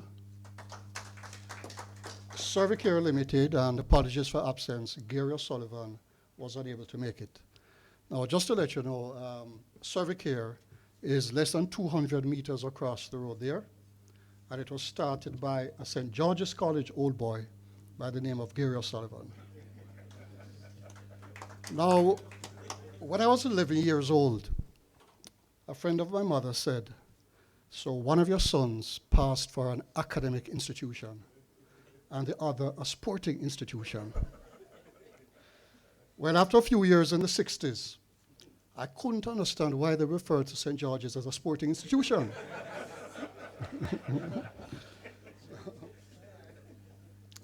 You know, it is good that corporate Jamaica can come together and assist in the development of young boys. It is so important. As a Kingston College old boy, I feel it important that as we leave school, we try to give back. And this to me is a message to the young boys who are from St. George's College and also from Kingston College. Now, I grew up with a rivalry for over 7 years between my brother from St. George's College, and he felt that I owed him a debt of gratitude because Bishop Gibson founded Kingston College. I had to live with that. But I do have some gratitude, and we have to accept that both institutions are important in Jamaica. A lot of my friends come from St. George's College as well, and we get along fairly well. Now, the sponsor, Facial Oral Surgical Association, I understand that one of the members is also Kingston College old boy. And one is a Georgian as well? Yes. So thank you for helping with the young ones. Now, LASCO, of course, is a competitor to Qualcare. But in the same way that St. George's College and Kingston College have friendly rivalry, it is the same between ourselves. Now, as principal, it's a message from Principal Myrie, so correctly noted, extracurricular involvement, like football, go a far way in the development of young boys. It helps them not only in their physical development, but in their ability to analyze and come up with solutions. Now, in addition to that, I think it helps to build character, leadership, because at the end of the day, you want a well-rounded individual, not one who only goes to a sporting institution, but also academic. So again, on behalf of LASCO, Facial and Oral Surgical Associates, Cervicare and Qualcare, greetings, and all the best for the Europa Cup.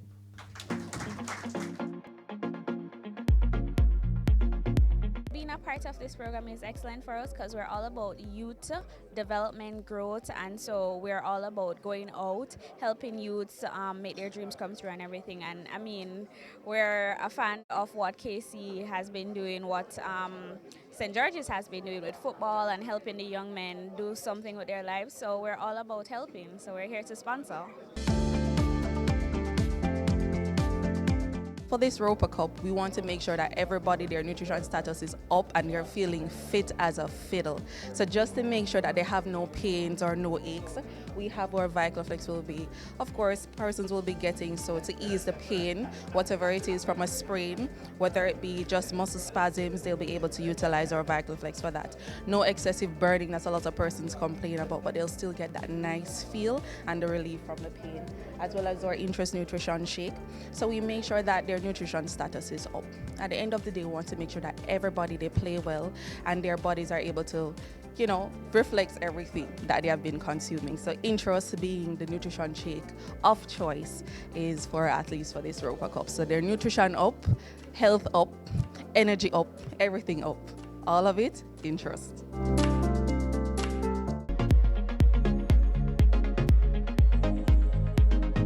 Why have we supported the Europa Cup over the years?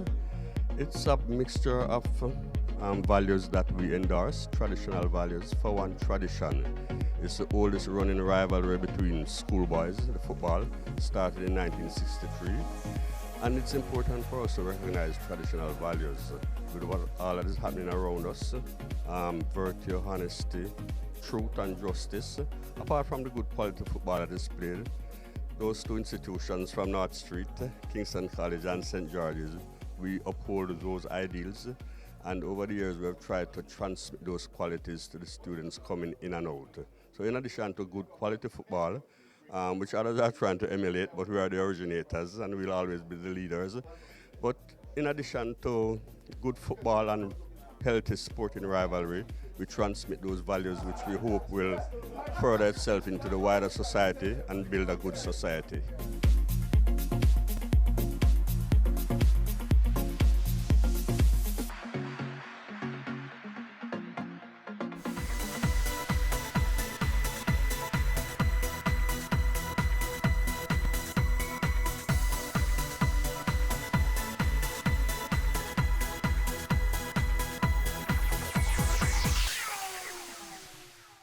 Your business matters.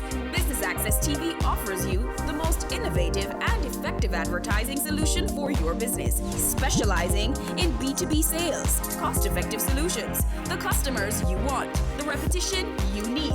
No matter the size and nature of your company, your business matters. Call us at 876-618-2870 or email us at sales@batvja.com. Business Access TV, serious about business. I'm Butch Hendrickson. You're watching BATV, serious about business.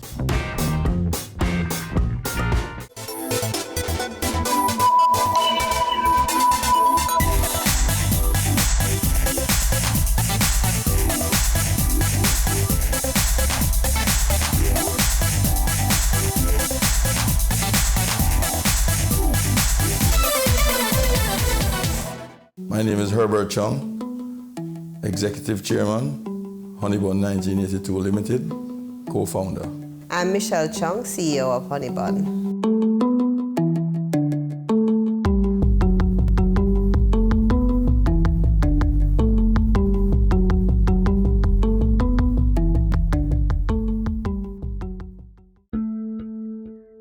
Well, Michelle Chung is first and foremost a Christian, and of course we always give that first. And then I'm wife of Herbert Chung, who is my partner in the business, and we have 4 children. So those are the things that first of all define me. I'm from Kingston. I was born in Kingston. I grew up in Kingston, and I went to Mona Preparatory School. I then went to St. Peter and Paul High School, which is now Campion. A lot of people nowadays don't know that, but at that time it was a girls' school. I remember myself as being a quiet person, very quiet. I always wanted to be a teacher, always wanted to be a teacher. In fact, when I came into the business, I recognized that I can teach her too, so that made it good for me.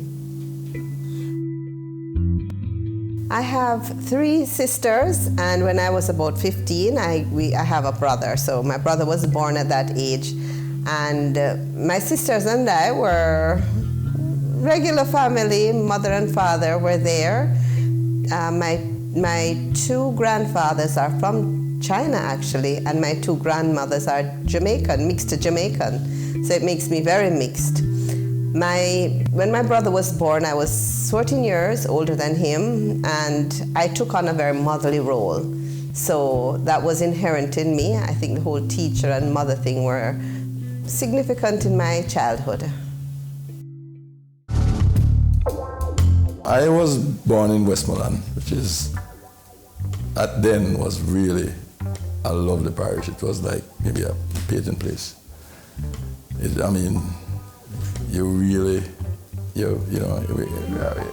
rich in the sense of growing up with a lot of friends and people around you, and out there was really, it was the farming belt, sugar estate belt, so you had a lot of all different kind of people you grew up with.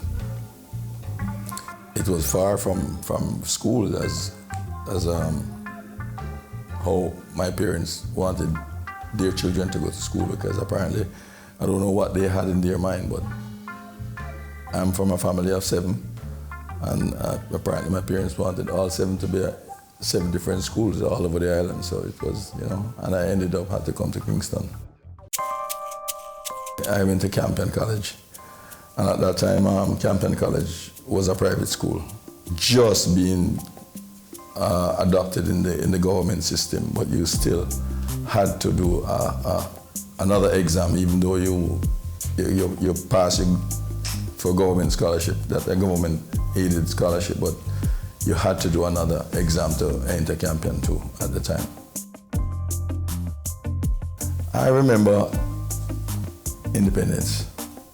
Independence stand out quite a bit for me because my mother was involved a lot with the independence, and I remember, I don't know if you know that Great George Street in Sablamar. If you know the street, if you've been there, was supposed to have been the widest and largest street in Jamaica, even bigger than King Street, as though King Street name says King, but Great George Street was actually supposed to be the biggest street in Jamaica. So, and I remember that street being decorated with banners and flags and things like that. That took months to really sew them, because yeah. And my mom was a big part of that. One moment from my childhood that really stands out was my understanding of poverty. I remember there was a lady who came to our gate. I was quite young at the time, and she was begging money. And it was kind of like a first experience of someone really in need, because I didn't grow up in a situation where I was surrounded by very poor people. And I really had a lot of compassion for her. And I remember I went and I gave her almost all my savings at the time. So it has stayed with me all this time. And I think maybe I always think that that's where my blessings come from. So that moment stands out. I lived in Canada for about 5 years, going to university there, where I studied psychology and studied math as a minor. Being in a Canadian environment was new, cold, very cold. Dying to come home, standing at that bus stop every day waiting on the bus was difficult. But it gave me a sense of understanding global concepts about transportation, order, business systems. I did a temp job, which included working in the hospitals, working in the banking industry. So I got a number of different experiences working in different places, which really benefited me. After campaign, I went to, CAS, which is now UTEC, and did, I was in construction. Started business, but my family was in also construction, so I figured that maybe best someone knew something about construction, so I went over to construction. And then after 2 years of that, going into the third year, the exodus or migration started, that I had to go. And the one-way ticket is that serious one-way ticket. There's no ticket coming back. You know you're leaving and you're not coming back. That's what it was like. So maybe one day, I don't know if it ever happened, that you have to buy a ticket when you're traveling and you buy a one-way ticket and know that wherever you end up there, that's where you're going, you're not coming back. I mean, maybe for holidays, yes, but yes, migration is something, although it's a great experience, that it's something that has maybe helped mold me as a person too also. But it's like a whole, it's like a degree, a university degree, how to do it, It's hard. You're growing up with all your friends, and then you just have to just pick up and leave.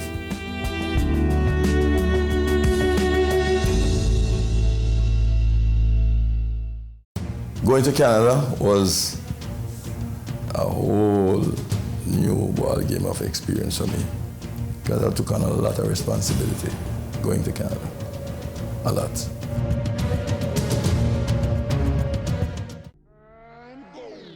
Career Moves has always explored interesting careers, highlighting all you may not have known about them. This season is no different. Coming back to Jamaica, everyone's like, fizzy what? Fizzy who? When you find a bright boy or girl in the class and people say, what are you going to be? The parents will say, you have to go be a doctor, you have to go be a lawyer. Nobody says you have to go be a politician.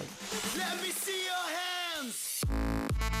Tune in Tuesdays at 8 p.m. on Business Access TV.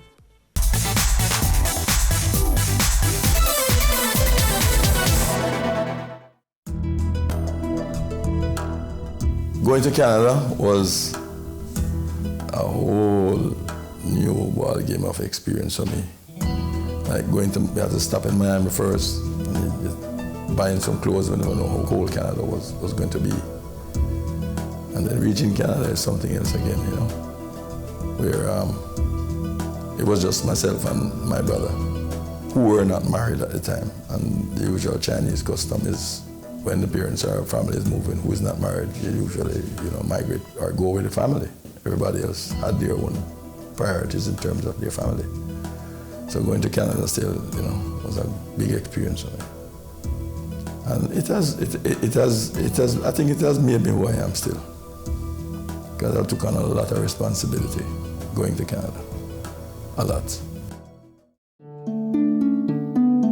Mrs. Chung came into my life at a very sad and opportune time for me still, because I met Mrs. Chung after my father died, about 2 or 3 months after. And my father and myself were there. I really got close to my parents and my father, for the time I've been in Canada. And he used to help me with I had a business there also.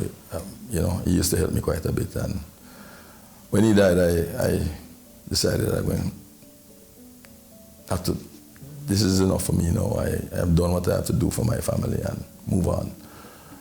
And I was taking a break when I met Mrs. Chung.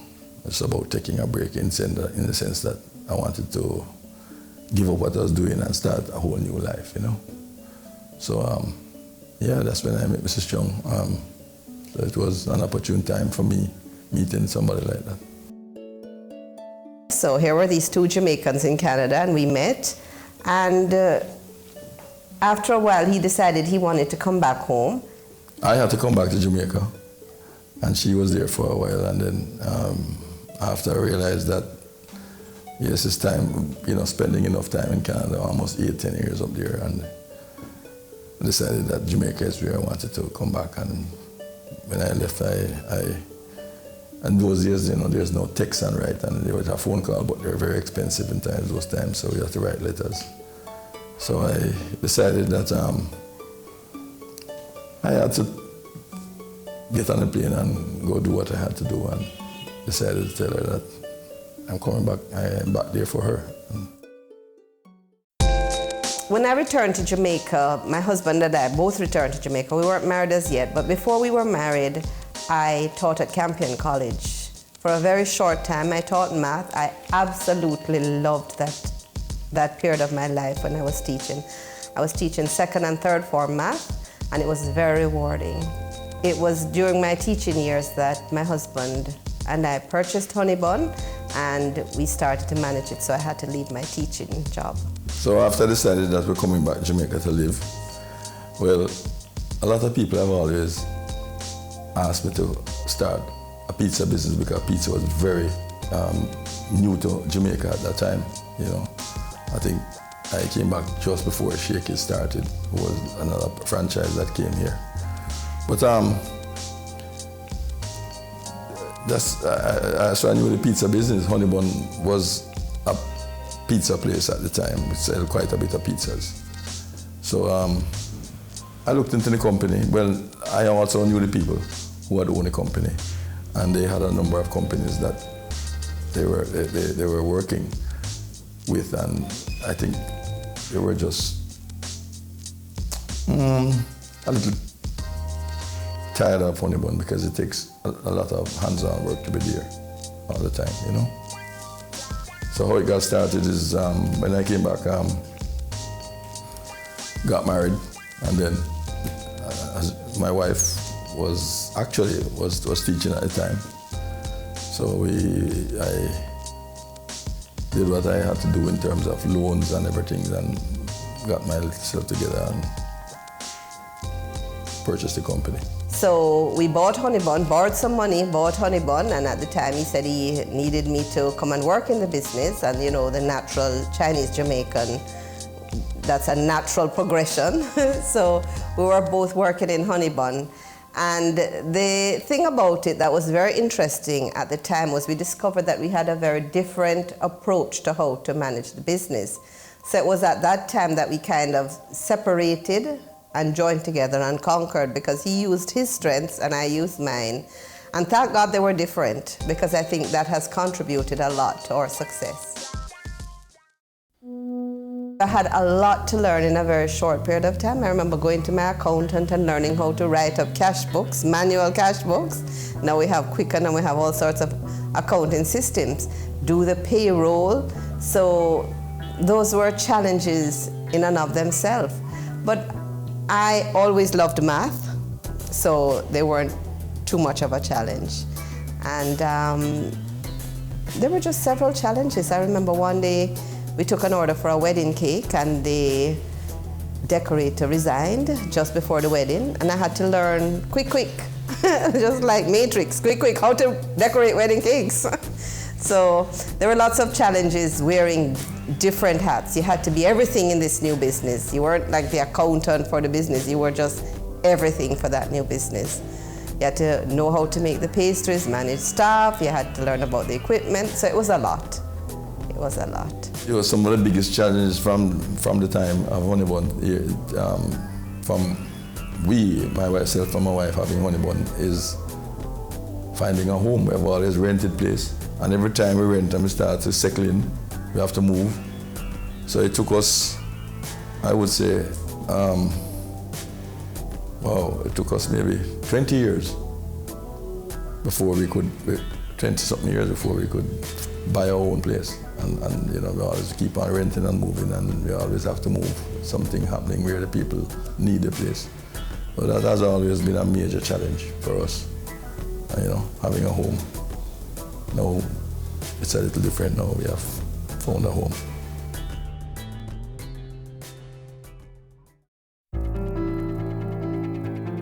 When we just got this company, I had some family in England who, I remember he was telling me, and he was quite a bit of a marketer in England at the time, and he said, "Well, the name is such a nice name, Sometimes I feel the name is sort of soft in the sense that honey and bun, but let me tell you, the company, it has grown in the sense that people, it's a household name as it is now,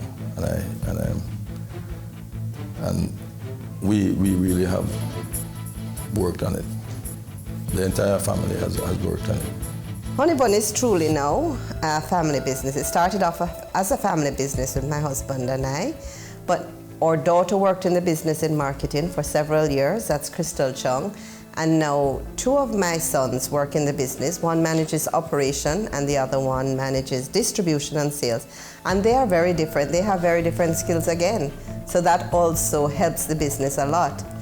What I do hear a lot from our workers is that they feel like this is a family. They feel a part of the family. You have some workers who they call chung. So it's a family business, not only for the children working in the business, but I think there's a family feel here all the time. And we enjoy that, and we've really hung on to the hope that as the business grows, the culture remains. And it has. I challenge you to ask some of the workers. It's still a very family feel. The first obvious thing that a family business contributes is succession and succession planning.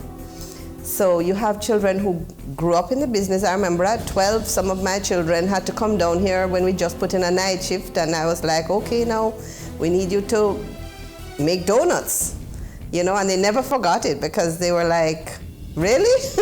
It's like, yes. The staff didn't want to start working on night shift. It was new. Not many companies in Jamaica were doing it, but we had to increase our capacity based on our demand, and the children, we rounded them up, we rounded up some of their friends. So they have been integrated in every aspect of the business, and unlike me, they won't have to learn everything from scratch when they're in their early 20s. So the succession planning is a significant part of it. What they can take for granted, knowing in the business, someone else can't take it for granted. They also have been a part of very high-level business meetings that they would not have had the opportunity to be involved with working in another company. So we're not trying to indicate that they must be the future leaders of the business, but they know that's a real option for them. And then when the company went public, it was also a part of succession planning, because it is a lot better to have sound governance and a formal board in a business for it to survive than to just have children who may make up new rules and have different policies that they want to change. So the business of the family in a structured business has been tremendous for us, and it will carry us far in the future. What drives me has a lot to do with being very focused. If you ask people who know me, I'm very focused. I have a dream, and it's like I don't sleep. Your business matters. Business Access TV offers you the most innovative and effective advertising solution for your business, specializing in B2B sales, cost-effective solutions, the customers you want, the repetition you need. No matter the size and nature of your company, your business matters. Call us at 876-618-2870 or email us at sales@batvja.com. Business Access TV, serious about business. They say it takes a village to raise a child, but the world will one day need the leadership of that child. The time you spend with your child matters. It stimulates their minds and shapes the way they act. Talk with your children. Help them to better understand the world around them and to value what is truly precious. Above all, the most valuable gift you can give them is love. Play, talk, teach, love. Take the time. It makes all the difference. A message from the Parenting Helpline and Ad Council Jamaica.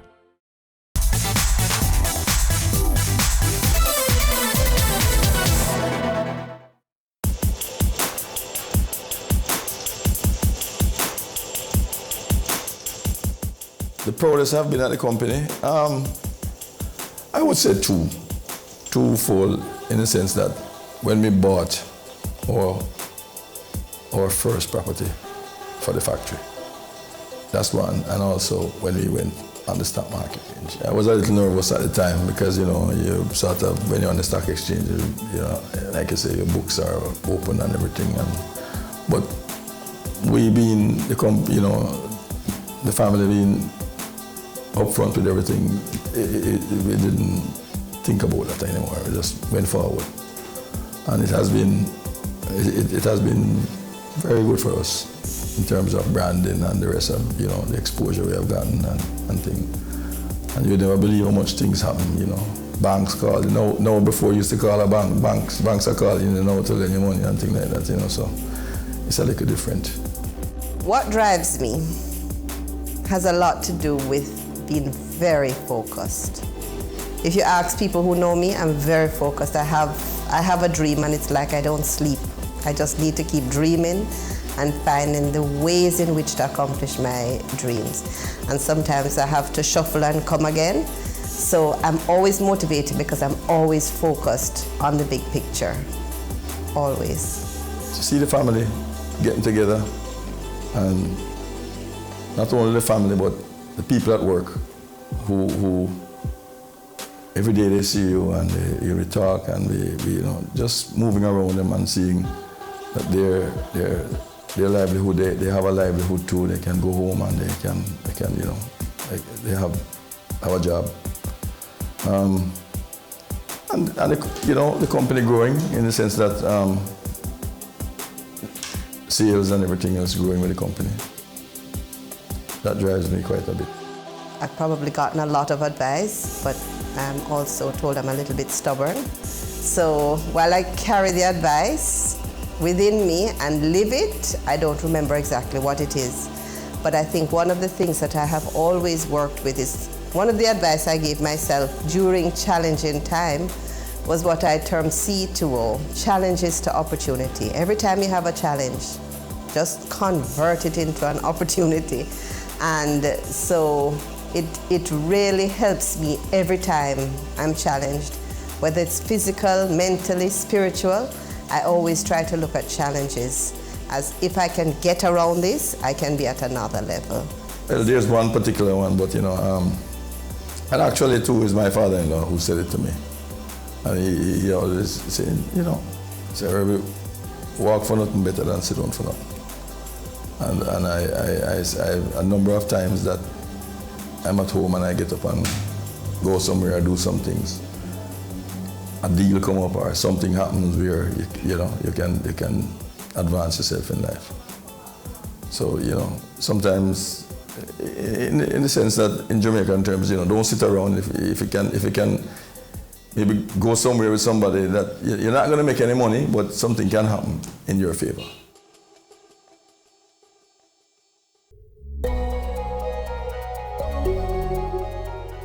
If you don't have health, you make yourself comfortable, but not extravagant.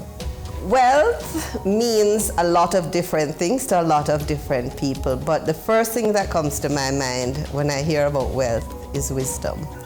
I think wealth is wisdom because if you have money and you have no wisdom, you can easily lose it. So, in the Bible, Solomon's gift was wisdom, and with wisdom you can earn a lot of money. So that's one thing. But wealth also engages how you use your money, what you use it for. And to me, wealth is not necessarily material. Wealth is about being able to do the things you would like to do, but also to make other people's life more comfortable. So many times you would love to be able to help people more, but you say, oh boy, you don't have the cash to do it. I'd love to be able to have enough cash to help people as I go along, to make my life comfortable naturally, and to be able to have a more meaningful workplace for my employees in terms of their well-being. So that's what wealth means to me.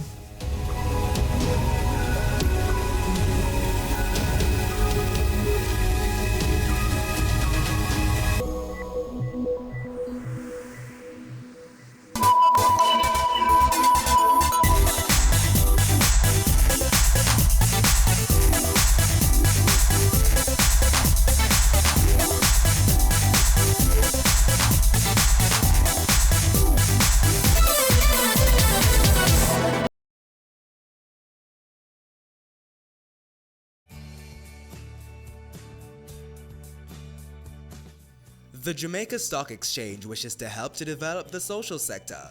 To that end, they have formed the Jamaica Social Stock Exchange, which is a safe, efficient, and transparent platform that aims to promote social projects that build Jamaica and will inure to the benefit of all persons living in the country.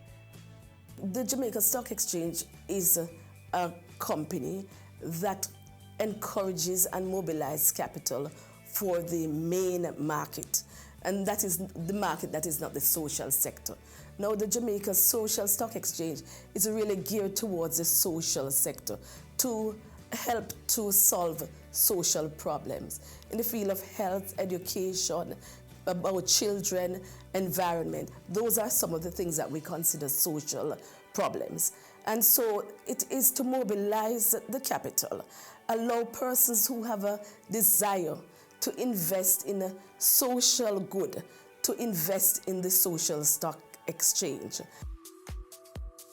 It is designed in two parts. In phase 1, where we look at social investment, and phase 2, where we look at social impact investment. Now, in phase 1, really what we are saying is it is donation.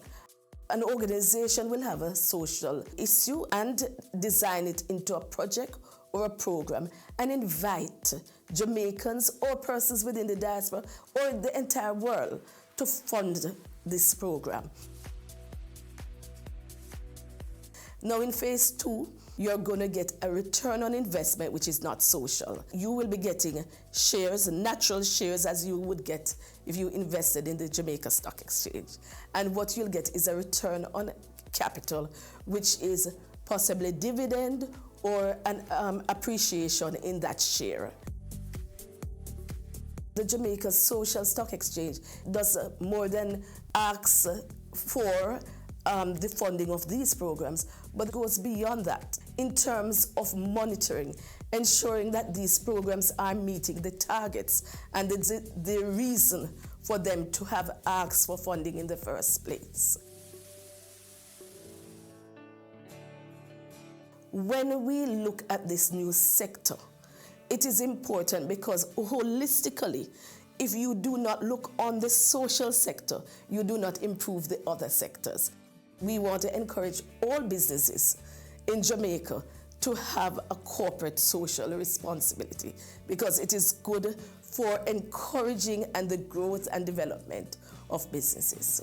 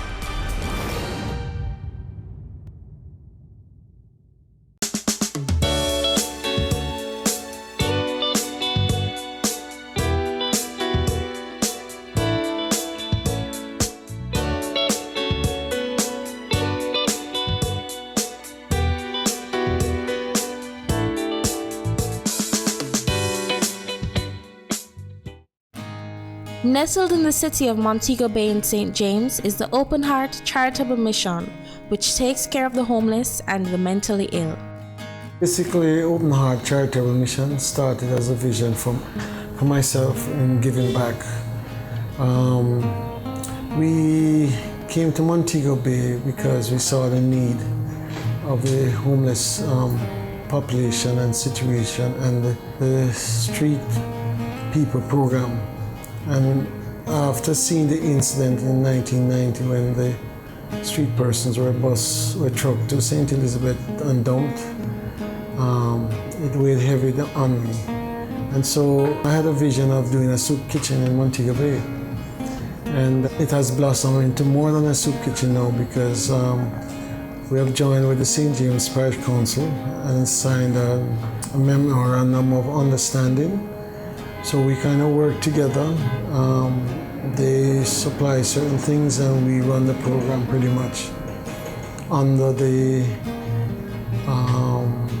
eyes of the Poor Relief Department and the St. James Parish Council. So we all work together, basically trying to improve the lives of the homeless and street people of St. James, Montego Bay, and also the wider Jamaica.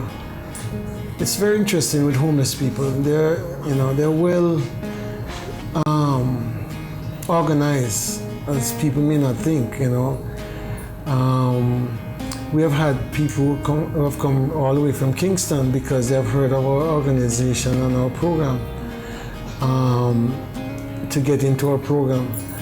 So, they're well organized, they communicate with one another, so they hear the type of service that we have here at Open Heart, and they come, get their meals, they get the services that we offer here, the rehabilitation program, and so they just come. We get referrals from the Poor Relief Department, referrals from the hospital, the Cornwall Regional, and so we try to service. We don't turn anybody away. If you're hungry, even if you're not homeless, we'll try and accommodate something for you, so you'll have something to eat. But we generally do not turn away anyone if they come for food and service.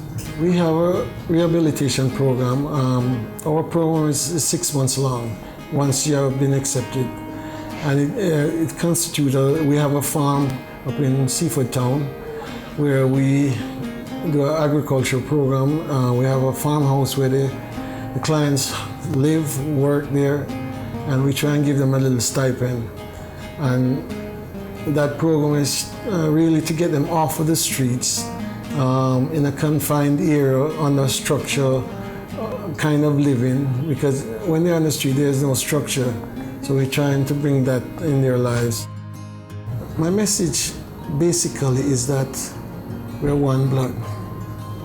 God created us all, right? And take an interest in the street people and homeless. Take an interest. They're Jamaicans, right? And they need help. They really do need help. The charities around Jamaica really do need help. And a lot of them are doing wonderful work, and there was a saying in Jamaica, it takes cash to care, but it doesn't really take cash to care. It takes compassion, and understand how fortunate you are to be, how blessed you are. But for the grace of God, you're not like them. And just thank God for that. And remember, it could happen to your brother, your sister, your mom, or your dad. And would you want anyone to abuse them like that if they're caught in a situation like that of being on the street? No. And so let's try and be our brother's keeper. Karon Cameron is the office manager, and she ensures that the clients are given proper care. Our main goal is to get as much people off the street as possible. So, and the clients look out for each other. So we get a lot of new persons every day. We see new people every day. So when we say, oh, did you hear about us? They'll say, oh, I saw a street person. They said, this is where you have to be. So they look out for each other. If we don't see somebody 2-3 days in a row, we'll say, what happened to Roy? What happened to Bob? And they'll say, oh, somebody hit him and he had to go to the hospital. So if you need to know anything about the clients, you ask a client. I think here really shows you what life is about and actually gets you to become humble. So you don't hold on to material things, because we have seen that it don't last. So throughout the years, I have grown to love the people. I see them on the street. Before, honestly, I was afraid of mad people. That's what but no, you can't say mad people. They're mentally ill. So I think that actually helped me to grow as a person. So I see them on the street, they come and hug me up, and they'll be dirty, and I don't care. They come around, and I make sure that they come around and get the shower. So I feel really safe on the street now, and I see them, and I see where they're coming from, and I see where they're going. Because if you don't have a goal for them, and then tell them, this is what I see you're doing, sometimes they just need somebody to just believe in them. So usually what we do, we choose, when we see new clients, we'll say, all right, this is my project. And then we ask them, what are you interested in? And if they're interested in painting, we ask donation and tell them to come down here and paint. We go out and find jobs for them. In the bakeries, on construction sites, we talk to people and we get jobs for them. Even if it's not like permanent, we try and make sure that they're doing something. My message to people that overlook homeless on the street, open your eyes. This can be your brother, your sister, your mother, just laying on the road. So you have to open your eyes. I'm not saying you have to give them money, but even to buy a patty and a box drink, they will appreciate it. So you just have to open your eyes and see them, not just pass them and just cross the street. Just open your eyes. Coming up on Caring Hands. We appreciate when people come in and interact with them. I think interaction is the main thing, because as I said, people don't open their eyes and see them on the street. Your business matters. Business Access TV offers you the most innovative and effective advertising solution for your business, specializing in B2B sales, cost-effective solutions, the customers you want, the repetition you need. No matter the size and nature of your company, your business matters. Call us at 876-618-2870 or email us at sales@batvja.com. Business Access TV, serious about business.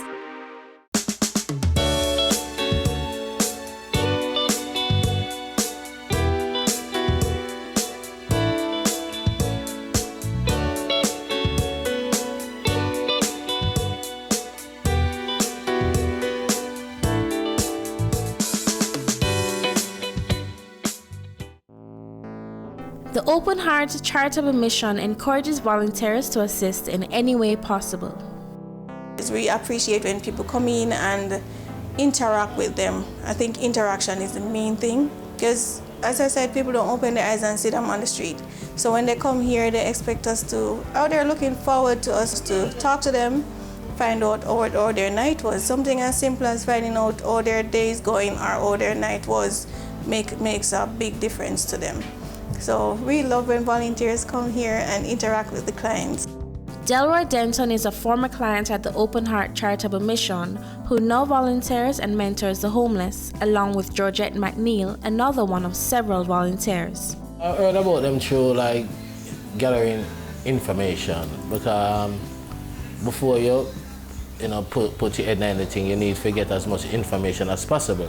So when I do hear about Open Heart Charitable Mission in Montego Bay, from a friend, I decided say I should come here and investigate for myself and see what it is like. And what I did saw, I was impressed. So I decided to be a part of that.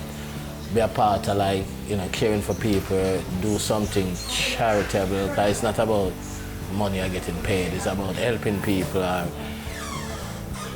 Do what you can for people, the most vulnerable, those who are less unfortunate than us and stuff like that. So, yeah, I was really touched by the mission's goals and objectives. I do everything. Yeah, I'm a round-the-clock girl. Yes, and I get involved through NODM. It's another part of our organization in Kingston. So feel some time here. Just come here and volunteer. Really, it's good because I don't make anything bothers me. Because we're all human beings, and if you're in something, you have to love it. Honestly, you have to love it. So if you see something or somebody you can help and assist, give them a bath, make sure they're clean, and prepare their meals and help them, have fun with them, react with them.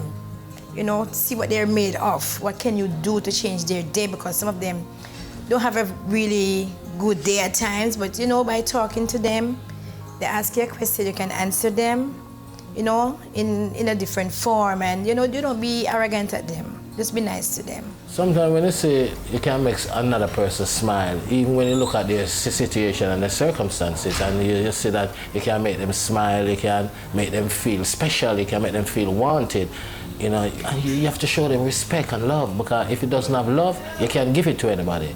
So when you can make them smile, or you listen to them, you know, listen to the issues that they have, the social issues, and you know, and you can make a difference by just advising them and encouraging them. It's just a good feelings, not just for myself, but you know, just see that smile on their face, you know, that somebody can reach out to them, somebody being there, we know what it is like. You understand me? So I enjoy doing that, because with the Open Heart Charitable Mission, we have a mentoring system going on, and I am their mentor now, you understand me? So I'm doing a mentorship program with them. You know, you sit with them, you talk, you even eat with them. So you make them know, say, boy, it's not them alone I eat the food. You sit down and you eat the same food that they eat. Make them know them worth something, and try to lift their self-esteem. Make them know, say, they are not worthless. All is not gone. There's still hopes. There's light at the end of the tunnel. Because some of them understand that they can listen, because if you reason with them, you come to realize how intelligent they are.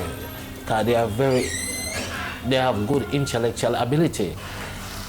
But you can know that, or discover that, if you speak to them. Because if you keep shunning them away, you won't learn their fears and concern. So somebody got to do it. Somebody has to do it. You know, because at the end of the day, that's what God wants. Because He gives us this sense of direction. He gives us this knowledge where we can go out. You understand me? And interact with you know, the most vulnerable in our society. Yes, so all people shun them. Sometimes we get angry with them too, to be honest, and say, you don't get so much trouble, but we still listen to them. We still feed them. You know, they come and they want a piece of bread, they come late when food finish, they come late with everything. And even though, you know, but we still have to, you know, reach out to them, we still have to feed them. Because we have to look after them. That's what Open Heart Charitable Mission is about. You know, look after those that, you know, vulnerable in society. When everybody turn their back at them, we can't do that. We have to listen to them and help them as much as we can under the circumstances. As a society, you get more church come together. More business people come together. It's not about you. It's about us. Putting ourselves in their shoe and think, what may happen to me further down the line? You know, you have to place yourself in so many different ways. You know? So at times I think churches, groups, you just have to just put that boundary there to see what really can be done for them. Coming up on Caring Hands. When some of these cases comes to my attention, it really plays a great impact on me, knowing that it could be one of mine.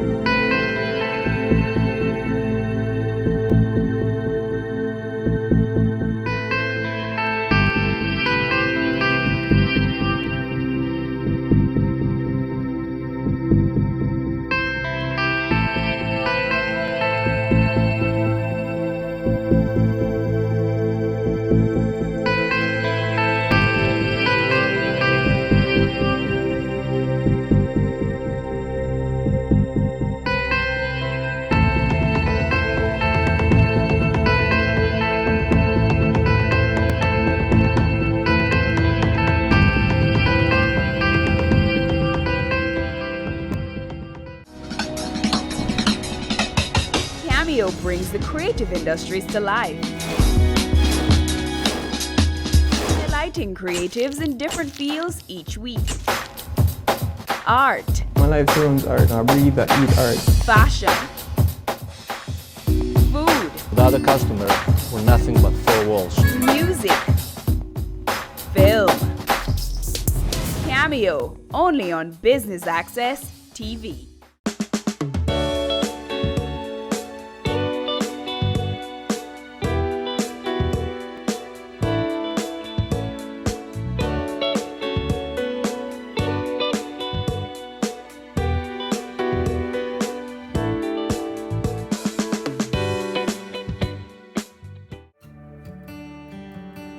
The Open Heart Charitable Mission Refuge of Hope Night Shelter is located in Albion, where up to 50 men and 30 women are accommodated. Tamika Whitaker, the shelter manager at Refuge of Hope, oversees the day-to-day running of the shelter. She also monitors the clients at the shelter. With persons with various personalities and so it can be a challenge. But, you know, with training and stuff to know how to handle conflicts, etc., we care for the mentally ill, persons who are pure homeless. We have deportees from time to time, yes. And being in this organization, Institution of Refuge of Hope, we do offer a rehabilitation program, yes. So with this rehabilitation program, it does entails we do the chicken rearing. We try to get them to do life skills for reintegration and assimilation into our society. Our rehabilitation program, we do have the chicken rearing, we have sewing, we have a literacy program, and also we do art and crafts. From time to time, we do get referrals from the hospital, we get referrals from the airport. We also care for stranded international visitors. For example, an international visitor would be in Jamaica stranded, don't have enough money, etc. The immigration or the police would refer them here. They stay over until their flights schedule or whatever their situation be resolved and sorted, and then they would go out. What we also do here on a monthly basis, we do an analysis, monthly analysis, to see where a client is at. So I set up a library and encourage a client to read a book. It's important to reading, yes? So what happened, even if the ones that are not literate, you know, and don't have that reading capacity, I encourage them to even look at a magazine. A picture can speak volumes. The role of farm manager and social worker Cecil Cox is to ensure that everything on the farm is intact and that they produce agricultural produce which helps to bring in income to help feed the clients both in the streets and in the shelter. With the farm, we produce so far pigs. That's make meat for them. We presently have over 90 pigs in all now. We also have goats that we rear, and all of that goes towards feeding. Now we produce bananas, plantain, and we have a few patches of sugar cane that we also use that to give to the pigs. Sometimes the feed are low, so we can use that to help to feed the pigs. We have now put in the ground some corn, sorrel. I have a little area, a little garden around the back of this shelter.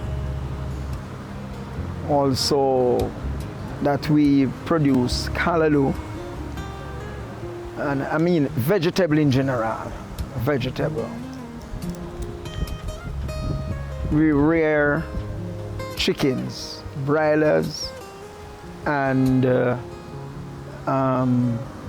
layers. Now also that goes to feed the clients.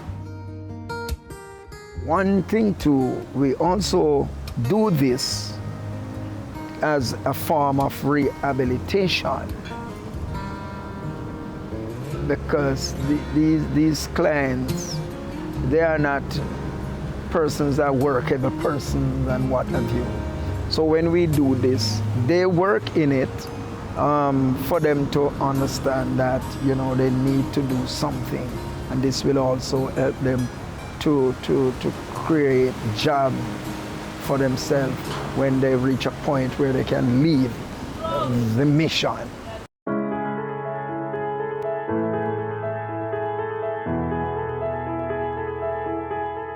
When some of these cases comes to my attention, it really plays a great impact on me, knowing that it could be one of mine.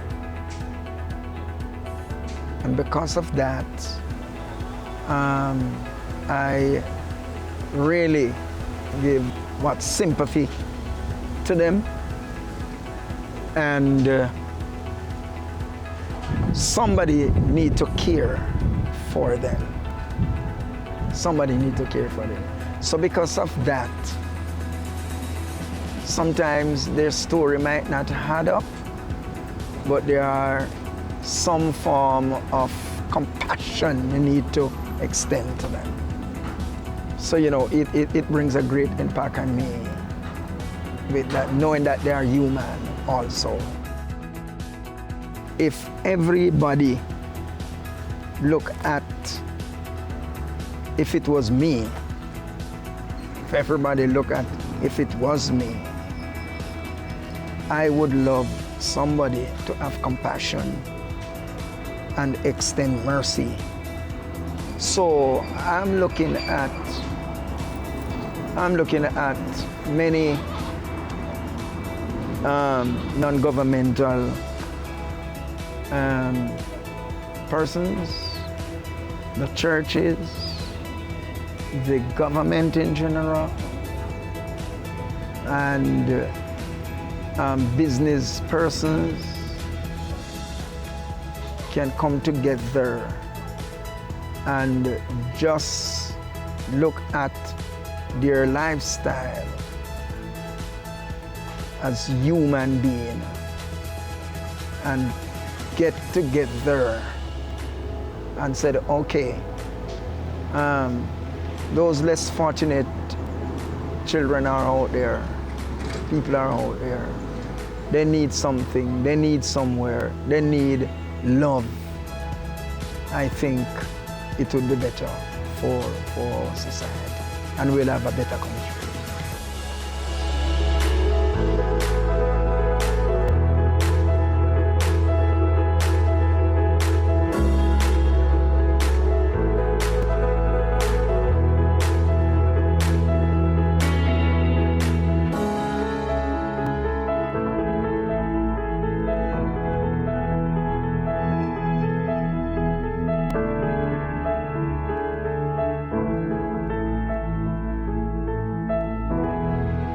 I wanted to be an educator because I believe that education is the most powerful weapon that can change the world. My dreams and aspiration is to one day become an entrepreneur where I can employ other persons and help to build the country. I wanted to go into development. I wanted to help people become better versions of themselves.